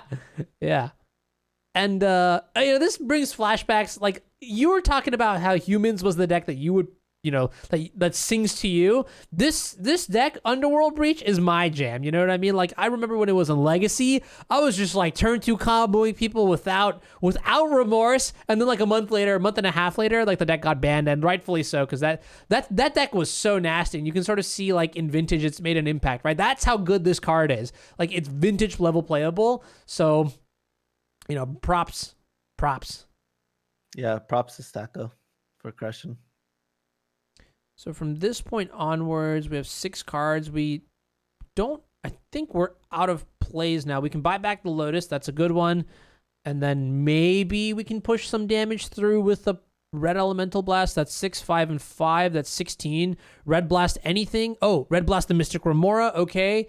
And then that's 19 points of damage off a one turn, which is pretty disgusting. Yeah. And that should definitely be a game, because you could still bring back the Black Lotus if you needed to. Yeah, exactly, right? Because you can then exile the Red Elemental Blast, the Night's Whisper, and the Gush, and then you should be good to go here. So we'll just wait for the motions to go through the motions, and then after that, looks like everything will be pretty solid here. Yeah, I mean, this is just wrapping it up. It's kind of unfortunate because I feel like Ryan just never got any momentum in this game. Like, we saw maybe it was even just the Mystic Remora drawing one extra card there to put Joseph like over the top, like trading the Pyroblast for Remora in a non-profitable way, which may have like, ended up with this specific outcome here. Sure. Let's talk about some more important things. Oh, all God. Right. So we were talking about Taco Bell before. Oh God. I feel like we should talk about fast food rankings. Fast food rankings? Last year I spent a lot of time on the road on the East Coast, going from North Carolina to Magic Tournament to Magic Tournament to Magic Tournament. So now I have to ask you, what are your top 3 fast food joints? Oh my God. I really wish you wouldn't have done to me like this. And you have an obligation as a Californian to mention one. I'll tell you this much. I'm not an In-N-Out kind of person. I'm sorry. Okay, look. In-N-Out's not bad, okay? But I like Whataburger way more. Like, I'll take a patty melt from Whataburger over anything that In-N-Out has to offer. You're such a Texan at heart. You're such any day of the week. Bro, it's Whataburger. They got better fries. They got better burgers. Like, the ketchup is better. Like, bro, their fries are too fat and they do not taste good. Are you talking about In-N-Out? No, I'm talking about Whataburger. No way, dude. Yeah, dude. All right, so I've literally had it in the same day. All right, literally get to the Dallas airport. There's a Whataburger in the airport. All right, then you drive to the convention center, and there's an In-N-Out right there. So I've had it in the same day. Not healthy, but I could clearly tell which fast. I mean, I see that you're putting down the evidence, but we're just gonna have to agree to disagree here. I think I'd also put Taco Bell in my top 3. I'd put Whataburger up there, and then maybe like Shake Shack. Have you had Cookout? Huh? Have you put Cookout? Where do you put Cookout? I haven't had Cookout before. What is that? Is that something that Oh my God. My God. The way you're talking right now makes me feel like I messed up here for sure. Cookout, man, that's the fast food of the South. Damn. It's like the best. It's the best value for sure. Okay. I think it's a little overrated, and I'm pretty sure people of the South are gonna kill me for that. But yeah, it's on par with In-N-Out and Whataburger. Like, those are like 3 different parts of the country. Yeah. And you don't have Chick-fil-A on your top 3? I mean, it tastes good, but like I just haven't had it in a while for reasons. And then like it's pretty good, but I would say like I'd pick Taco Bell over it, and then I would also pick Whataburger. I'd also pick Shake Shack over it. Yeah, actually that's true. Yeah, all 3 ways. Yeah, actually, 100%. So respectable. Whataburger is not even in my top 5. I'm sorry. Damn, dude, that's kind of toxic. So it looks like we're setting up for the finals right now, hence why we're talking about this tier list. I kind of want to know what people in the chat think, like whether or not they actually believe that I'm wrong, because like Taco Bell is pretty high. I'm up there. Yeah. Hmm. There's so many tier lists that like I'd fight you over. Like, what's your favorite cereal? Um, I would say if I could have any cereal right now, it would be French Toast Crunch. French Toast Crunch? What? You've never had it? No, I was gonna say Cinnamon Toast Crunch is like the god Oh, tier. okay, so you need to try French Toast Crunch. Same brand. They made a French Toast Crunch. Are you It comes in a serious? red. Yes. Okay. They made. Okay. It was like an exclusive when we were kids, and they brought it back. So when you go to the grocery store, it's a red box and it says French Toast Crunch. It is better than Cinnamon Toast Crunch. Uh, It's like, yeah, you haven't. It's they're like little bread shaped. Just Google it. Yeah. I get the. I kind of get the feeling. Oh, I forgot to put this. Not Wendy's, but Wendy's spicy nuggets are pretty fucking god tier too. Like I like those a lot. Fine. Yeah, I mean this is a thing for forever. We can like literally break down who has the best thing, but Wendy's is sucks in so many other aspects that it can't be in the top five. Yeah, I agree. I can't deal with the fries. I can't deal with the burgers. Ah, it's fine. It's what it is. All right. Well, I want to know what you guys think about this because I know Zan's wrong and I'm right. You guys can be the voter. Actually, that's what we should do. Okay. I gave you my top three. Now you need to take Zan's top three and you need to tell Zan that my top three is better than his top three. While you guys do that, we're gonna take a quick break and set up the next round, which looks like it's gonna be Justin Gennari on humans against Joseph Stacco on Breach. So don't go anywhere. We'll be right back. Love you guys. Bye.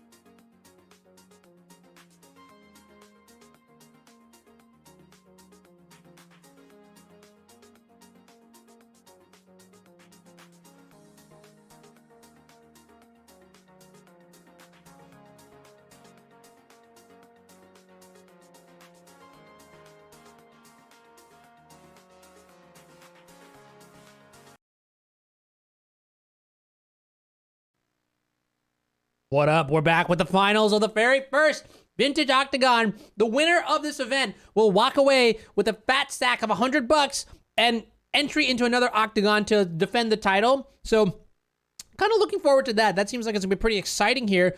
Zan, I gotta tell you, I think I won the fast food bet personally. Not even looking at the results here, but I'm telling you, we're gonna do a quick UI check as the players get set up here. But then I want to take a look at the deck list. Are you as hyped as I am? Yeah, I'm pretty hyped. I mean, something cool about this tournament series is that you get to see a similar cast of players playing in them because our winners get to stay on pretty much forever.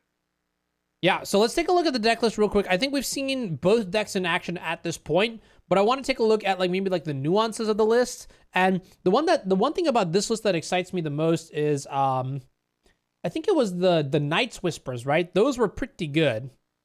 Yeah, I like the Nice Whispers. I think they give the deck like that they bring the deck together in a more like cohesive way. Like a lot of the times cantrips looking for just ancestral just puts you in a weird spot, but when you have Night's Whisper as your cantrip, it's nice to be able to play around cards like Red Elemental Blast. So I'm a big fan. Yeah, I think one other huge component of playing a card like Night's Whisper is that, you know, it does apply some pressure because, again, Vintage is a game about resolving your heavy haymakers, or is a format about resolving your heavy haymakers. And one like macro strategy that you can use to accomplish that is by like building like, you know, minor advantages over the course of the game. And then when you're ready to like, you know, pop off with your Ancestral Recall, you can actually just leverage the extra cards that you've drawn off of Night's Whisper to sort of win that fight and then use those heavy haymakers to like snowball the game. So in a sense, you know, it just feels like Night's Whisper might be able to help you with that. I've seen lists that have played as high as 4. This deck is settling in on 2, which I think is pretty smart. On the other side of the table, though, we see, you know, Justin Gennari with this Humans deck, a really off-the-wall pick for this metagame, knowing that maybe most of these players are blue-based players, and, you know, maybe this is why Justin's also kind of crazy and just plays, like, whatever, you know, he feels like playing in Vintage, which is super awesome. And, Yeah, you know, I mean, at first I thought he could not win with like I did not expect this deck to make it this far. But I mean, Justin showed his discipline in mulliganing and showed that like if you identify what the metagame is and what decks are like capable of dealing with and what they're not capable of dealing with, that you can build a deck like Humans and navigate it to the finals or the win of even this tournament. yeah, for sure here. And if we take a look at the opening hand here, Justin's got that nice, crisp, clean black or artifact border Black Lotus, I guess, yeah, old bordered Black Lotus. There we go. And the nice, classy Mox Pearl as well here. Now, again, this is what you said, right? That discipline, right? This is a matchup where you can't really rely on the power of a card like Champion of the Parish or Thalia's Lieutenant or even the damage from Palace Jailer, right? You really want to have the hate that comes across in the form of Thalia, in the form of Sanctum Prelate, in the form of Chembal or Collector Oof or whatever it is. And that's why I kind of expect Justin to mulligan this hand like he did before. And then on the other side of the table, you've got, you know, Joseph with a reasonably solid hand here, right? You've got a Mentor, which is going to be clutch in the matchup, Night's Whisper, Demonic Tutor, and even Brain Freeze. So this could be a super, super fast game. Oh, and looks like I'm wrong, actually. Yeah, I don't think I would mulligan this hand. Honestly, like at worst, your turn can be like champion into Palace Jailer, right? Which is a pretty fast clock with this Thalia's Lieutenant that's gonna accompany all of this. Plus, plus you're gonna be drawing an extra card every single turn. Okay, yeah. I mean, I actually didn't even register 1 and 1 together, which was that we could literally play the Palace Jailer on turn 1 because Black Lotus just does horrifyingly terrible Black Lotus things, and especially when it's like caverned out. That being said, now that the Palace Jailer is in play, maybe like the Mentor gets away unscathed here, but there's no fast mana on Joseph's Yeah, side, so you need to see a Lotus Petal as soon as next turn. Otherwise, this clock is going to end the game really quickly. With this Thalia's Lieutenant is already gonna make this champion into a 4/4 and the Palace Jailer into a 3/3. So putting Stacko already down to 12 is just ridiculous. Yeah, for sure here. And we're going to see that's going to be an end step fetch here. And now I imagine that we're going to see maybe I don't know, do you play the Knight's Whisper on this turn or do you like Demonic Tutor instead? I mean, I think you kind of have no option. I would probably just Knight's Whisper here just because I need my Monastery Mentor to be as impactful as possible next turn. I mean, there is a huge downside in playing this Underground Sea. I mean, because if we see a Wasteland next turn, it could just end the game. Yeah, yeah. And Ooh, there's a Black Lotus. yep, this is the Black Lotus. Looks like Monastery Mentor might come down this turn. I kind of wonder if maybe it would just be better to like play the Mentor out next turn, and then because you get the Tundra, and then you could like maybe get a couple more monks into play here. Okay, no Wasteland. Oh my god. I mean, well, no Wasteland was drawn, but still, this next turn is going to be insane because now you not only have one lord, you have two lords, and the other lord is just going to be threatening to flip and deal more damage for the rest of the game.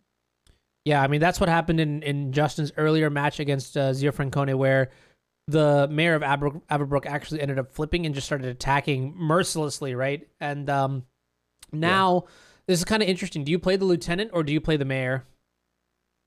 I think you end up playing the lieutenant just because it pushes one more point of damage. Okay, yeah. So Lieutenant comes down then. That would make Champion a 4/4, Jailer a 3/3. You can attack for 7 points, put Stacko down to 12. And then, I don't know, then it gets tricky because I think the name of this game is that we need to see Stacko pick up maybe some clutch copies of Fast Mana here to leverage alongside the Monastery Mentor, or maybe just some sort of gas in general after the Knight's Whisper to keep the gas flowing, just to keep the cards coming, to keep the monks into play. That's the ultimate prize. And No, definitely. I mean, it's gonna take some Moxes to get back into the back into this game. You need like a Mox plus another spell. That way you can start chump the chump block train. Otherwise, you're gonna just really fall behind. yeah, and it's kind of crazy, but if you Knight's Whisper into like Underworld Breach, you do have all the components. You could just win the game, not next turn, but the turn after. Of course, but I mean, this clock is so fast and scary at the same time. Like, I can't imagine the game the game going 2 turns later. Yeah, yeah. Okay, yeah, this is kind of crazy, but oh, there's a Wasteland. Yep, it makes things way more difficult for the future. Okay, Merchant Scroll is pretty good. That picks up Ancestral Recall.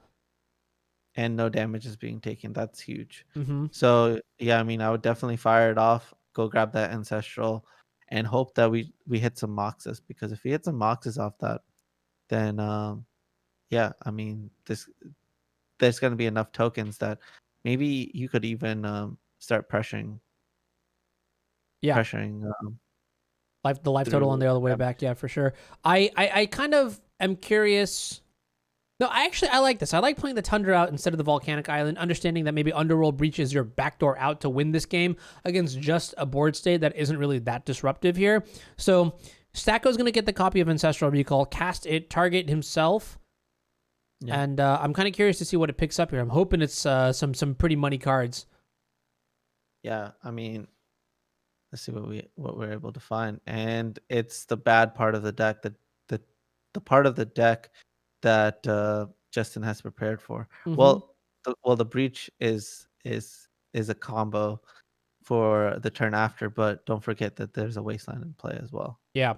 Yeah. So actually the way it looks now is that if you get to untap here on the breach side, do you just win the game? You can play Underworld Breach, buy back the Black Lotus from the graveyard, and then just combo off with Brain Freeze.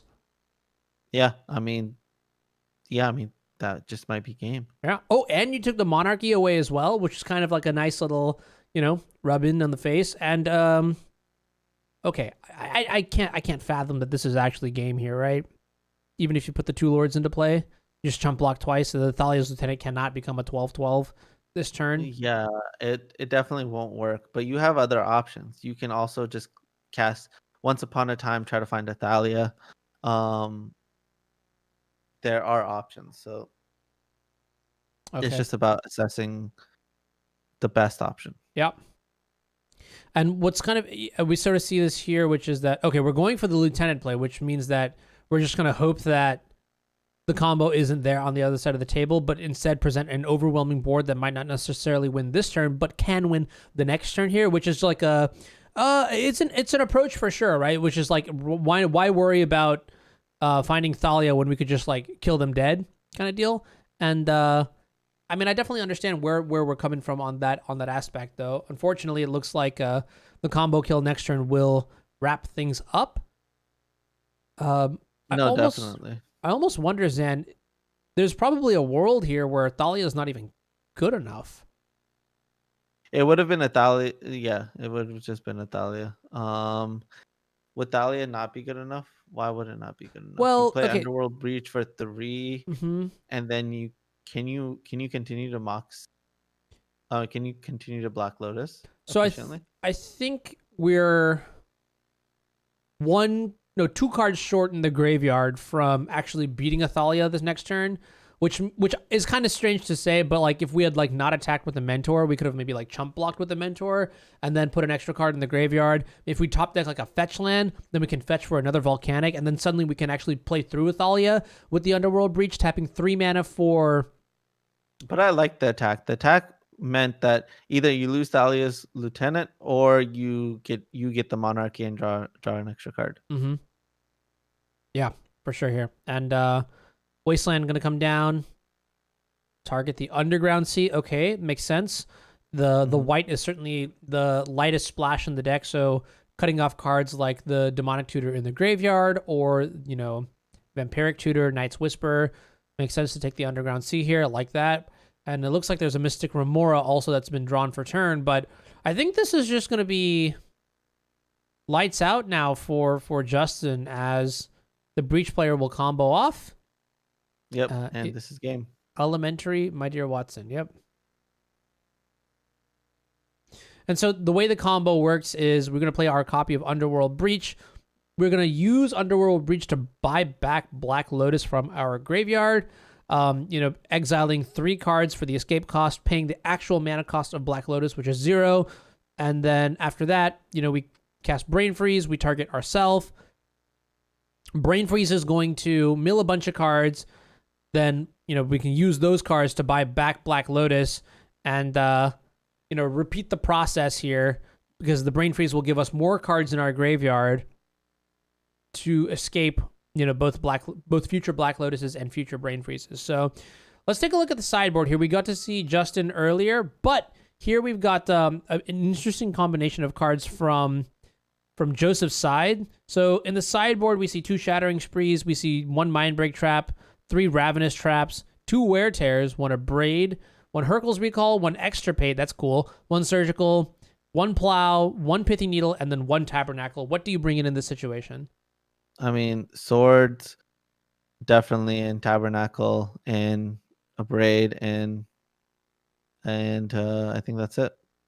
Okay, so it seems pretty clean. Like just bring in all the creature removal that you can muster to bring in, and then I mean you got a lot of cards to cut in this matchup, right? You've got 4 copies of Red Elemental Blast you don't want. You've got the 2 copies of Flusterstorm, and I have to imagine maybe then you have to get a little creative with what you bring in and out. Like, do you consider anything else?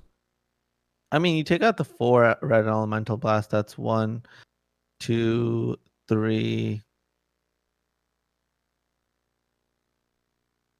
Yeah. Yeah, I guess you gotta get creative. I mean, I guess you gotta bring in cards like Surgical, because you could potentially deal with one of the threats and then get rid of the rest of them. Yep. You could also I don't know if Pithy Needle has any applications, maybe like on Wasteland or something weird like that. Or you could keep the blue cards in just to pitch to Force Will. Like this is obviously like corner case situations that we're thinking about here. And this is not like stock sideboarding, but given the matchup and like the complexity of the matchup, right? Like it's where you land up. Sometimes you just have to play it out like this. On Justin's side, we've already talked about sideboarding in this matchup from Justin's perspective. And in fact, we know how Justin sideboards, which is bringing in a couple copies of Collector Oof, and what else?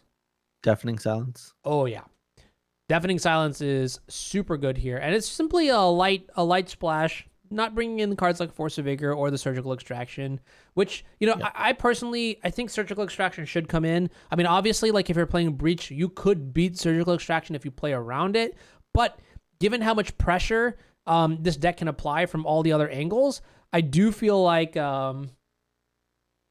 having Surgical Extraction as another element of interaction is desirable. You know what I mean? So we're gonna go into game 2 here. Talk me through these hands. All right. So looking at Joseph's deck, I mean, it was an easy mulligan. There wasn't really much going on. Force of Will already isn't a good card in the matchup, but looking at the second hand, I mean, you got a lot of cantrips. You have a free cantrip in Gitaxian Probe with um with a mana source that ties really well with Dak Faden, but I would definitely be afraid of Wasteland from the other side. So yeah, I mean, this is a snap keep, and on the bottom you got multiple Thalias. You have a turn to Thalia actually, and then you have Cavern of Souls plus Noble Hierarch, and you have all of these cantrip lands. I mean, the human's hand is just looking absolutely spectacular and really hard to beat, honestly. Yeah, for sure. I mean, this turn 1 Thalia, like we saw it do some heavy lifting in the first match, and I get the feeling that it's going to do some more heavy lifting in the second match here. Being protected by Cavern of Souls makes that Force of Will look kind of dumb here. But I mean, like, this is a question that you asked earlier, right? Which was like, do you think you're supposed to Force of Will the Mox in this situation? And it I think sucks. that it sucks. Yeah. Yeah, exactly, right? Like forcing the Mox does not feel good at all. But then look at this, like that was the only point of interaction for this, and now you just have to play a super slowed down game here. I mean, I guess you could play like Underground Sea into Mox Ruby into Gitaxian Probe this turn to see a backup Thalia. I But actually just think it's correct in the matchup to force the Mox every time. really, okay, yeah, that's kind of interesting because right, like look how disruptive this play is, and I'm like, the humans deck is definitely designed to punish Force of Will as hard as it can, right? And like, so when you think about it, like layers wise, it maybe makes sense to start interacting at non stock points, like in these like unique points, like targeting something like a Mox Ruby. I mean, certainly unorthodox, but then like the problem is that's such a low level play, and that Justin's got the backup here, like in like just playing like Noble Hierarch and then turn 2 Thalia, and at that point it's like, what do you do after that, right? So Yeah, I know, but at the same time, it's making the rest of it's making the rest of your hand function in a much better way. hmm, Right, like, the thing is, I don't think you should walk into a cavern no matter what. Slowing down their explosiveness is pretty huge, not to mention the fact that you have, like, this upside of maybe they're relying on that Mox Ruby, like, just think about it, the hand could be the absolute opposite of this hand, where there's, like, not Noble Hierarchs, there's a bunch of other creatures, and it's this cavern plus this Mox Ruby, but it's so unintuitive to counter the Mox Ruby that you just never do it, and it doesn't allow the blue deck to like figure out the most optimal way to win the matchup. for sure, a high risk, high reward play, and in this situation, looks like it would have gotten punished. So maybe a little bit of luck here, but regardless of that, the Thalia crashing in for 4 points of damage on this turn is a sizable clock. Given that Joseph's hand right now really doesn't have too much going on. I mean, we found the 4th mana source here to potentially get the Dak Faden in at a later time, but Dak Faden doesn't interact with the board here. I think what Joseph needs to find is a copy of something like Monastery Mentor or a Swords to Plowshares, which is going to go to the top of the deck. Fortunately, Justin has a backup Thalia. Yeah, so it's not going to be as impactful. Plus, well, I mean, there's going to be another hit for at least 4 next turn. So Thalia, the second Thalia is not going to see some play for some time. But even if you look at this game, if the Mox Ruby was countered, it would have actually just countered 3 points of damage as well. Okay, and that's certainly not nothing. Yeah. And right, like the next turn would have potentially been like just Dahlia plus another noble. And yeah, I mean, it would have made use of a card that is actually just has no use. Okay, cool. So in this situation, we see Thalia coming across here, dealing another 4 points of damage. I almost wonder if like you get really, really deep into the tank here on Joseph's side and just say like, maybe I'll take another 4 points of damage, plow that Thalia on the end step, and then get a whole turn of just like, unadulterated blue nonsense. But You can't swords at the end step because Thalia makes things cost 1 more. I meant like for the next turn. So the next turn cycle, you just draw, you pass, and then you swords the Thalia, and then maybe you get a good turn here. But with the Champion of the Parish coming down, it just feels like a lot of damage. And there's a Tabernacle. That makes things a little more complicated. Yeah. So awkwardly enough, I feel like the Tabernacle is not that good here.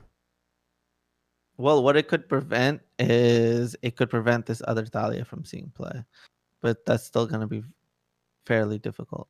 Okay, yeah.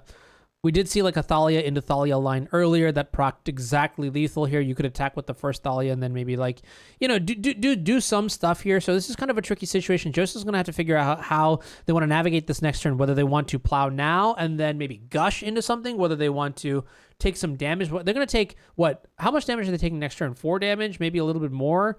I guess it also depends on the top deck too, right? I mean, the most basic line here is most likely Tabernacle into the swords, right? And then make your opponent pay for the Thalia, and then hopefully they attack only with Thalia. But my gut says like that Justin is going to try to diversify the cards that are going to be attacking. Okay, so come in with the Champion, come in with the Thalia, bang, bang, bang, a little bit of damage here or there, and yeah, okay, I'm not terribly surprised by it. I mean, maybe there's gonna be like a sweet creature top deck, like a Collector Oof that would come down and cause a lot of problems. I think Sanctum Prelate. I mean, Collector Oof would destroy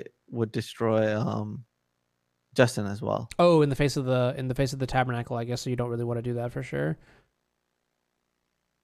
Okay. So we have an attack for 4, so the plan is working, right? You get to save 4 points of damage here, and the threats weren't diversified. For sure, yeah.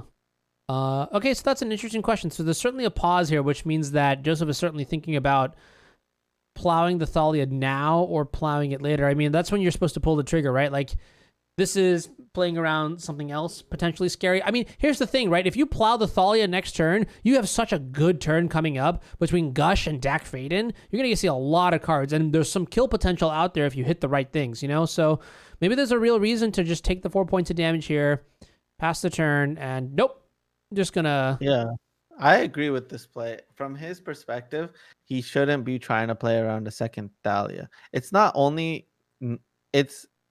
also not the second Thalia. It's actually it's the second Thalia plus a land. Okay, right? yeah. That's a lot to ask for. And it could be the difference between a whole turn, right? Because this champion is still going to be attacking for minimum of 3, if not more, if there's at least another human on the side, which could require another land or not. For sure here. And it looks like the second Cavern of Souls is also going to be on human. Yeah, both of them are going to be on human here. I guess one thing to consider, Zan, is like I get a little bit nervous thinking about these sort of things because from the other side of the table, that there's so many scary cards like Kambal, there's Collector Oof, right? There's Dark Confidant. It's hard to prioritize what you need to save that Source to Plowshares for because you really do have limited accessibility to removal spells in this matchup. And blue decks are not designed with something like this Humans Hate Bear deck in mind, right? Like the game plan against this deck is legit just to solitaire, right? Is to just play as quickly as possible and win before, the humans deck can get online. Because if the humans deck is able to get online... Oh my god. That's strong. Yeah, I mean, they have 2/3 of the combo there. Yeah. One Black Lotus away from potentially winning the game. We probably need some mana sources off of this too, though. But yeah, it's hard to say. I mean, Dak Faden is doing a really good job at putting cards in the graveyard for Underworld Breach. Yeah, definitely. And I mean, the clock is still just a 2-turn clock. I mean, it's still a 3-turn clock right now. Yeah, yeah, yeah. Okay, so here's the Noble Hierarch tapping to protect itself. There's an unclaimed territory, so that's not going to do it here. So basically, it looks like, I mean, outside of some bizarre top deck, this might just be the pace of the game here. Justin gets a limited accessibility in terms of dealing damage. Actually, this is a really exciting question. Who do you attack with the Dak Faden? With the creatures, do you attack Dak Faden or do you attack the life total?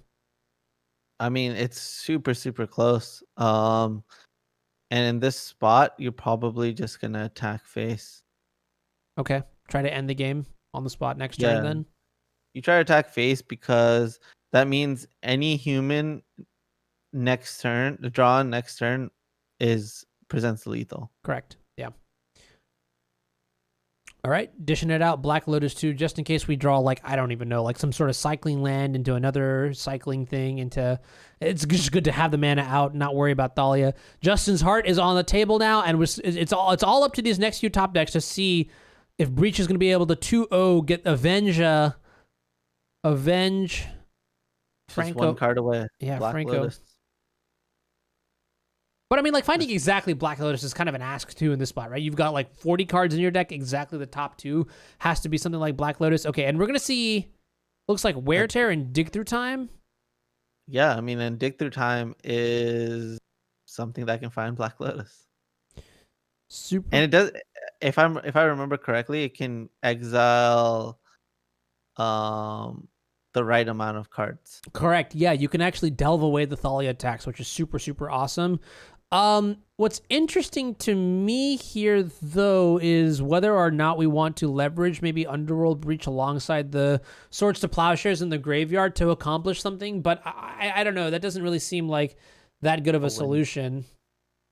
Yeah, it's not a winning line because there are 2 Noble Hierarchs on the other side, which means that any human on the other side still presents lethal, even if you were to get rid of this Dahlia. Okay. So I think I would take the riskier play of casting this Dig Through Time, trying to have the upside of hitting Mox. Of hitting Lotus, Black Lotus. It's so weird to say Black Lotus because I never use that when I'm talking about Magic. But you can also hit a removal spell in Bolt. Okay. Yeah. Yeah. Oh, man, I'm kind of nervous to see what happens here. What's the pickup here? So the Dig Through Time is going to reveal another copy of Wear Tear, 3 fetch lands, a Night's Whisper, a Merchant Scroll, and Black Lotus. a Flusterstorm. Not exactly the same here. And that's going to be GG's there for Justin Gennari, going 1-1 now into the last round. It looks like Sanctum Prelate was going to be the next draw here. So, again, we sort of saw some of the issues with sideboarding. Right, we had leftover cards that didn't really do too much. The Wear Tear certainly didn't feel that good. We saw it got pitched to the Dak Faden, which is probably like the best utility for that card anyways. Again, is there anything else that we would swap out then? Like, do we see any utility for something like Pithing Needle or Shattering Spree, or I don't even know. Well, I mean, I guess you could put Pithing Needle on like some of the Horizon Canopy type lands. But that seems to be it. Yeah, that kind of makes sense, right? Because the Humans deck doesn't actually have consistency in the form of like Preordains or Ancestral Recalls or Merchant Scrolls or whatever. So really, I think it's just relying on like the Canopy lands, and it's also relying on like card effects like Palace Jailer and Dark Confidant to generate that card quantity. Otherwise, just saying like, this is what I have, and if you can handle it, you win. If you can't, you lose. That kind of deal, right? Yeah. What I would like to see in this next match is countering these Moxes and Black Lotuses. That's what needs to be forced. If I see that, I think we will start seeing different games. It's interesting. I think on the play, I care a lot less about being that aggressive, retaining tempo to that degree, because like we saw, right, there's a potential chance for a huge punish here. Like, look at this. In Justin's sideboard or in his deck, he's got so many good turn 1 plays and turn 2 plays that even if you slow the turn 2 plays down by just a little bit, actually, you know what? Like, I feel like in that game too, what did Force of Will even accomplish? Right, not too much. In that game too, it did nothing. It was pitched by Dak Faden later on. Okay, well then,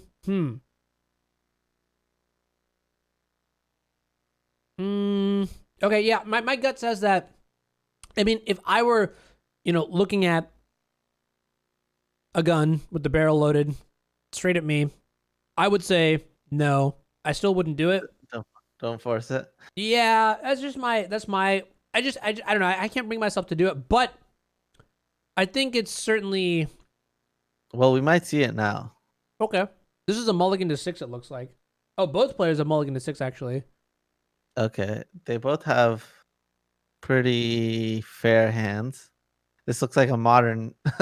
This looks like a modern battle now. I mean, I'm not gonna lie though, it could just be good enough to win, right? Double Wasteland and a Thalia and a Dark Confidant to recoup the cards, and then Camball is a card that says you literally will die if you try to combo me. So Yeah, I mean, they're certainly good hands. I mean, there's a Mock Sapphire in Stacko's hand, so the better hand for Stacko for sure. and it looks like Sacco is hovering over the basic island to put back here, slightly thinking maybe put back the island or the Force of Will, ending up on the Force of Will, and I have to agree with that decision. We sort of saw in all these games with humans, right? Thalia has just been really, really, really annoying, and you need to have your mana sources on time to be able to win. Oh, and it's a mulligan down to 5 from humans, and I mean, very disciplined mulligan. Even though it that last hand would have gotten there, it was definitely not on the same power level. Yeah, I mean, this is a really good mulligan to 5, though, right? You have the key card from your sideboard in your mull here, which is Deafening Silence, and I feel like, And you have Thalia. yeah. This is we're shaping up to a god. The problem with the Deafening Silence is that we can't cast it on turn 1 because of our mana base, which is, Omni mana for the humans, which kind of makes sense when you have a couple stray costs here. I mean, I guess you are in like what, Abzan or Junk colors. What's the other card that you put back here on this mold of 5? Probably Once Upon a Time. Okay, I think I like that. Every other card has utility, right? What would you even be Once Upon a Timing for? Probably mana and some sort of. Yeah, it's probably mana or Sanctum Prelate. Okay, Which means that you're getting rid of the Deafening Silence. because the Thalia and the Noble Hierarch are non-negotiable. Could you get rid of like an Unclaimed Territory or a Cavern of Souls? That's the moment you start looking. You can never get rid of Cavern of Souls. Okay, sure. What about the Unclaimed Territory? You could, but then you're taking a risk, right? The noble could be taken care of, or the thing that you're looking for is that 3-drop, right? Gotcha. Yeah, I mean, and this is it. This is a slightly greedier line, but on a mulligan to 5, sometimes you just got to do what you got to do here. I'm kind of curious to see whether or not Joseph is going to actually... Well, actually, I take it all back. I think it was right to keep the Once Upon a Time over the Unclaimed Territory. And the reason why is so you can cast Deafening Silence on turn 1. Okay, that's good. That's good. And this is a Demonic Tutor coming down, so we still have the blue card for Force of Will here, which is very strong.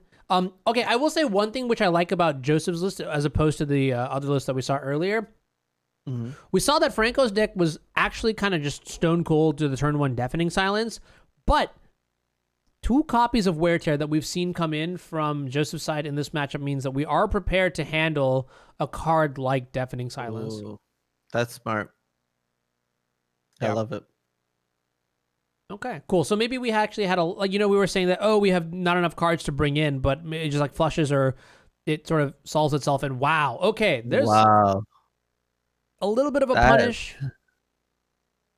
That card is absolutely incredible here. Yeah, and when I say it's a little bit of a punish, I'm looking at Justin's Once Upon a Time right now, and it's 2 Moxen, Sanctum Prelate, Thalia, and Dark Confidant. So you really, really wish this Once Upon a Time was a land right now, but hindsight is 2020. So yeah, I mean, still some really great cards in hand for sure. Yeah, I mean, play a Noble on turn 1, and you get to continue to play the game. A turn 2 Thalia is not as good as turn 1, and a turn 1 Deafening Silence is also not as good. But I mean, we should be fine. Yeah, I mean, I'm kind of I'm more curious about what top 4 cards are on Joseph's decks here, because like we're gonna see some fireworks pop off next turn. And honestly, like the game that Franco also won against Justin, it began with all happy stories, or began with all happy starts, with an ancestral recall, targeting themselves to just get massively ahead on resources, right? And I'm gonna tell you this: Underworld Breach also just seems like one of the better ancestral recall decks, thanks to Underworld Breach being able to buy back those cards, and there's a Night's Whisper, but also because you've got like Mystic Sanctuary, right? So it's kind of nice. Yeah, I mean, when does ancestral not feel nice? That's Oh, the real I question. I can answer that question, and you don't want the answer to that question. I'll tell you I right mean, it now. doesn't feel. Okay, tell me. I need to Oh know. my god! Anytime you're playing against a shops player that's got like Trinisphere in play, or like Chalice on one, Oh, come on. against like Narsets and Leovolds, and recently, okay, well, there's a top deck Dark Confidant, and I mean, it's not a land, but It's also just not acceptable. wow, take a look at that. Do you agree with this play? Thalia over the Deafening Silence? Yeah, basically the thought process is how soon can I get a disruptive element out there, Okay. rather than how soon can I get something that fixes the rest of my deck out there. Okay. And I think it's the correct play, Makes because the last sense. thing you want to do is just like die to multiple spells. If you guys are both on a 1-for-1 spell basis, I think that gives you the highest chance. And a Thalia into a Sanctum Prelate is much better than a Confidant into a Sanctum Prelate. Okay, sure thing. So, Dak Fane going to tick up, going to find a copy of Volcanic Island and Preordained. That's the card on the very right, which looks like it's going to get discarded thanks to the Thalia tax. You don't really want to spend 2 mana on just a Preordain. Okay, that's kind of tragic if we're being totally honest here. Yeah. I mean, you just take the turn to just play a Deafening Silence, get in for 3 at the Dak Faden, and just move on. That's the cards that you've been dealt. It's been really unfortunate. I mean, once upon a time, odds to find any land are pretty high. Not only are you looking at those top 5 cards, you're putting the rest of them like below your deck, so you're still increasing your chance of hitting a land, right? Like how many cards? You get 7 looks at hitting any land in your deck, um, while you have a land on the bottom of your deck because you put it there. Um, yeah, I mean, I just think that this is just quite unlucky. Yeah, I mean, that being said, though, I will say that this specific sequence of playing the Thalia before the Deafening Silence was certainly rewarded, right? Because your opponent tapped out for that Dak Faden, meaning that they can't play the Force of Will to counter the Deafening Silence, which is one of the few cards in your deck that actually can be countered by Force of Will here. Now, this is a little bit interesting. So the Polluted Delta is going to gather Mystic Sanctuary to find Demonic Tutor, and Dak Faden can, shortcut a way to get the Demonic Tutor. Then you can maybe Demonic Tutor for, I don't know, like Swords to Plowshares or something. Yeah, but the Thalia doesn't do a whole lot anymore. I think you should just be looking for Wear Tear. Okay, yeah, I actually think that might be a little bit better, right? Demonic Tutor for to tear, and then I guess you don't have white mana quite yet, but the Scalding Tarn can pick up a Tundra for the turn after, so there's certainly a lot to be done here. But okay, it looks like it's just gonna be Night's Whisper instead. Interesting. I'm surprised the dig through time was not kept, because you want to keep an instant or sorcery for uh for like your opponent's turn. That's when you can cast another spell, Yeah, just do multiple right? things in a turn. Yeah, just do one thing on your turn, one thing on their turn, one thing on your turn, and that's a way to play around Deafening Silence. Yeah, and I'm gonna tell you one thing right now, Zan, is that this inability to pick up an actual third mana source that can tap per mana this turn is really costing Justin, right? Because look at how loaded Justin's hand is right now. Double Sanctum Prelate, right? We saw earlier there was a Sanctum Prelate Yeah. on 1, a Sanctum Prelate on 2, a Sanctum Prelate on 3. I just feel like this is a song that just like, we'll see in the top 40 chart or something like next week, but this game would have been over, I think. I mean, if that land was kept, the game would have been over. Mm-hmm. But still in a pretty good spot here. I mean, you just play your Lotus Petal, you put your Noble Hierarch down, and then you're in a good spot. I think the mistake that was, yeah, I think the mistake that was made was, not playing around the Deafening Silence. Yeah, for sure. I think Deafening Silence was actually one of the scarier cards here. Okay, there's a White Tundra, Source. so you can Demonic Tutor for Wear Tear now.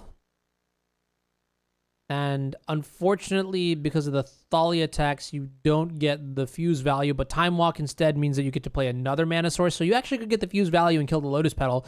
I mean, it's not that much, but it's also not nothing. The question is, how are you going to beat Sanctum Prelate as well? Yeah. This game is definitely a puzzle that Stacko's gonna have to figure out. Okay, look. Sit with me for just a second as I tell you a story about a young Breach player who had to beat a Deafening Silence, a Sanctum Prelate, and a Thalia Guardian of Thraben. This turn, your protagonist, Joseph, cast the Demonic Tutor, can't cast any other spells here, but is going to play a land, get that Wear Tear, fuse it, kill the Deafening Silence and the Lotus Petal, and then is going to top deck an Underworld Breach.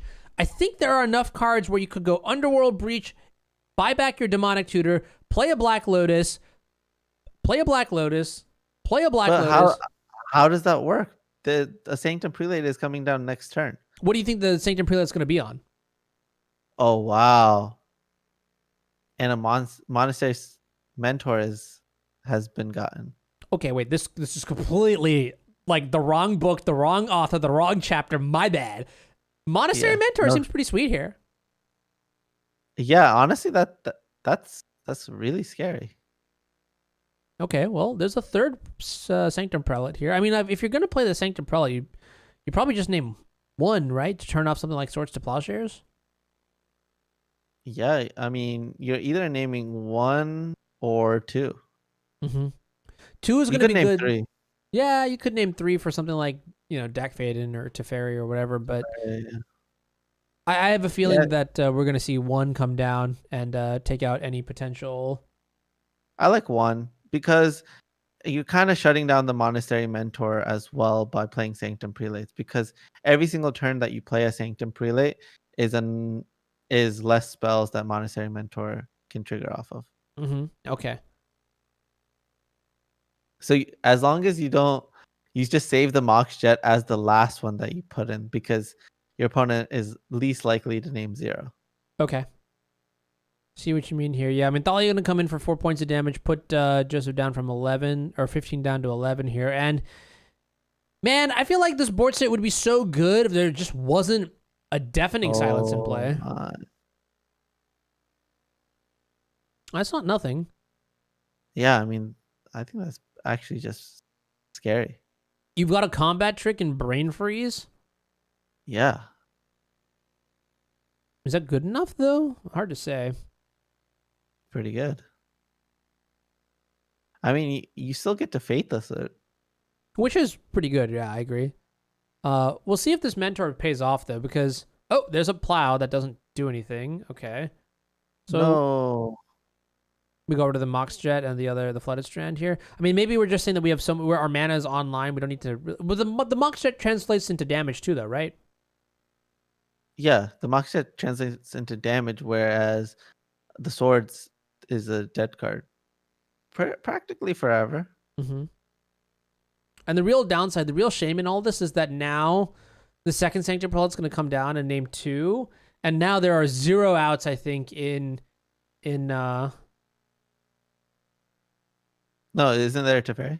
No, there's actually no Teferi. What I was looking at, the second out that I was looking at was the one of a Braid. But what's the CMC of Wear Tear? It's 1, 2, and 3. That sucks. Yeah. So you can fuse it, but an artifact must be in play. So there could be like some weird world where, like, to prevent a prowess trigger, Justin like sacks the Lotus Petal, and just never plays the Mox Opal, and then you can't cast the Wear Tear after that. Yeah. But like, there's simply nothing to be done at this point. I mean, now you have to cast Force of Will into maybe that Sanctum Prelate. It this, yeah, it just does Yeah. not seem that good here.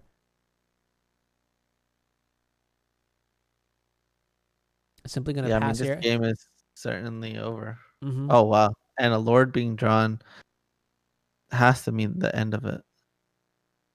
Not gonna lie, Zan, this is kind of a Max Papega moment because when I thought that we had our first vintage Octagon, you would literally have to slap me from the future for me to believe you that Justin on humans would be in a commanding position in the final game, in the final match, playing for $100 and a free entry. Like, this is not what I expected I at mean, all. Justin's here and he's teaching us a masterclass, honestly. Yeah, I feel like this is a very, very valuable lesson, which is that in vintage, your dreams too can come true because the cards are so busted. But also, like, I think this is a very tactical choice too, right? Because all jokes aside, I think Justin definitely like chose this deck expecting a lot of players to bring like these stock archetypes, and is saying like, hey, I know you can't beat me if you're playing this deck, so I'm just gonna do my homework and make sure that I'm here and I'm ahead of you. Simple. Yeah, I mean, I'm so impressed. I'm really impressed, honestly. Like every detail of his deck really made a lot of sense once we saw everything like play out. At first I was just like this deck is outclassed and I couldn't be more wrong. Yeah. And 2 points of life left for Jay Stacko. 1, 2, 3, 4, 5, 6 cards in hand here. Only 2 of which are castable, but not even by any regular means. And yeah, I mean at this point it's pretty over. Yeah, I mean, Justin hovering over the Deafening Silence. I think this card is literally what defined it, right? On that turn 4, when the Thalia was in play, Dak Faden came down, tapped out, no way to use that Force of Will. That Force of Will has been in Joseph's hand since turn 1, and I swear to God, I don't even think I've seen it move from that slot in his hand, Yeah, I mean, you could probably say it's been in his hand since turn 1 of game 1 and game 2 and game 3, Yeah. And I feel like there's maybe some sort of story here, some sort of lesson that can be learned. Maybe you're right. Maybe the Mox Ruby needed to be Force of Willed. But like, that being said, Justin definitely took advantage of this metagame. Congratulations, winning the very first vintage Octagon. That is $100 going into your pocket. The first trophy also for vintage, and you get free entry into any Octagon of your choice. So, vintage community, we are here for you. I'm here for you for sure as well. And I want to make sure that you guys know that, like, we want to put out vintage events. I had a lot of fun watching this. This is like some pretty, like, this is like learning and exploring and just like watching some crazy stuff happen. It was pretty fun. Very fun. Yeah. No, I had a lot of fun. I mean, I had to read some cards on stream, but I mean, that's the reason why we're doing it. Cause I mean, we get to experience new magic cards for the first, like with you. It's awesome. For sure, for sure, for sure. Okay, cool. Well, So not exactly new. They're old, but true. they're new. Yeah, I hear what you're saying. So we have a lot of news to talk about today, though, right? So this week, actually, Tuesday is the first of our of our Octagons, but we actually are bringing to you 4 more Octagons. That's that. 4 more. There we go. 4 more Octagons. We're bringing a lot of action to you, day after day after day after day. What I need from you guys. Okay, look, here's what I need from you guys. I need you guys to sign up for these events and play in them because they're awesome. People are already making out like bandits. I think we've already got our first back-to-back modern champion who's literally is on the path to go infinite, right? They're up like $150 or whatever. That's like 7 re-entries, and they're probably going to win again and again and again. That's pretty sweet. But the schedule, Zan, do you have the schedule for this week? Yep, I'm going to post it right now. Here is, so I made a Reddit post earlier this week, so I will be posting that, and that has all of our events and everything that you need to know. Cool. So we'll get that in the chat, but it looks like the schedule is Wednesday is going to be Legacy, Thursday is going to be Historic, And then Friday, we're going to have 2 events fire off. One will be Modern, and then one will be Legacy. So looking forward to that. I know you guys really you've showed a lot of support for Legacy. I personally love Legacy a lot too. So we're going to run those two twice.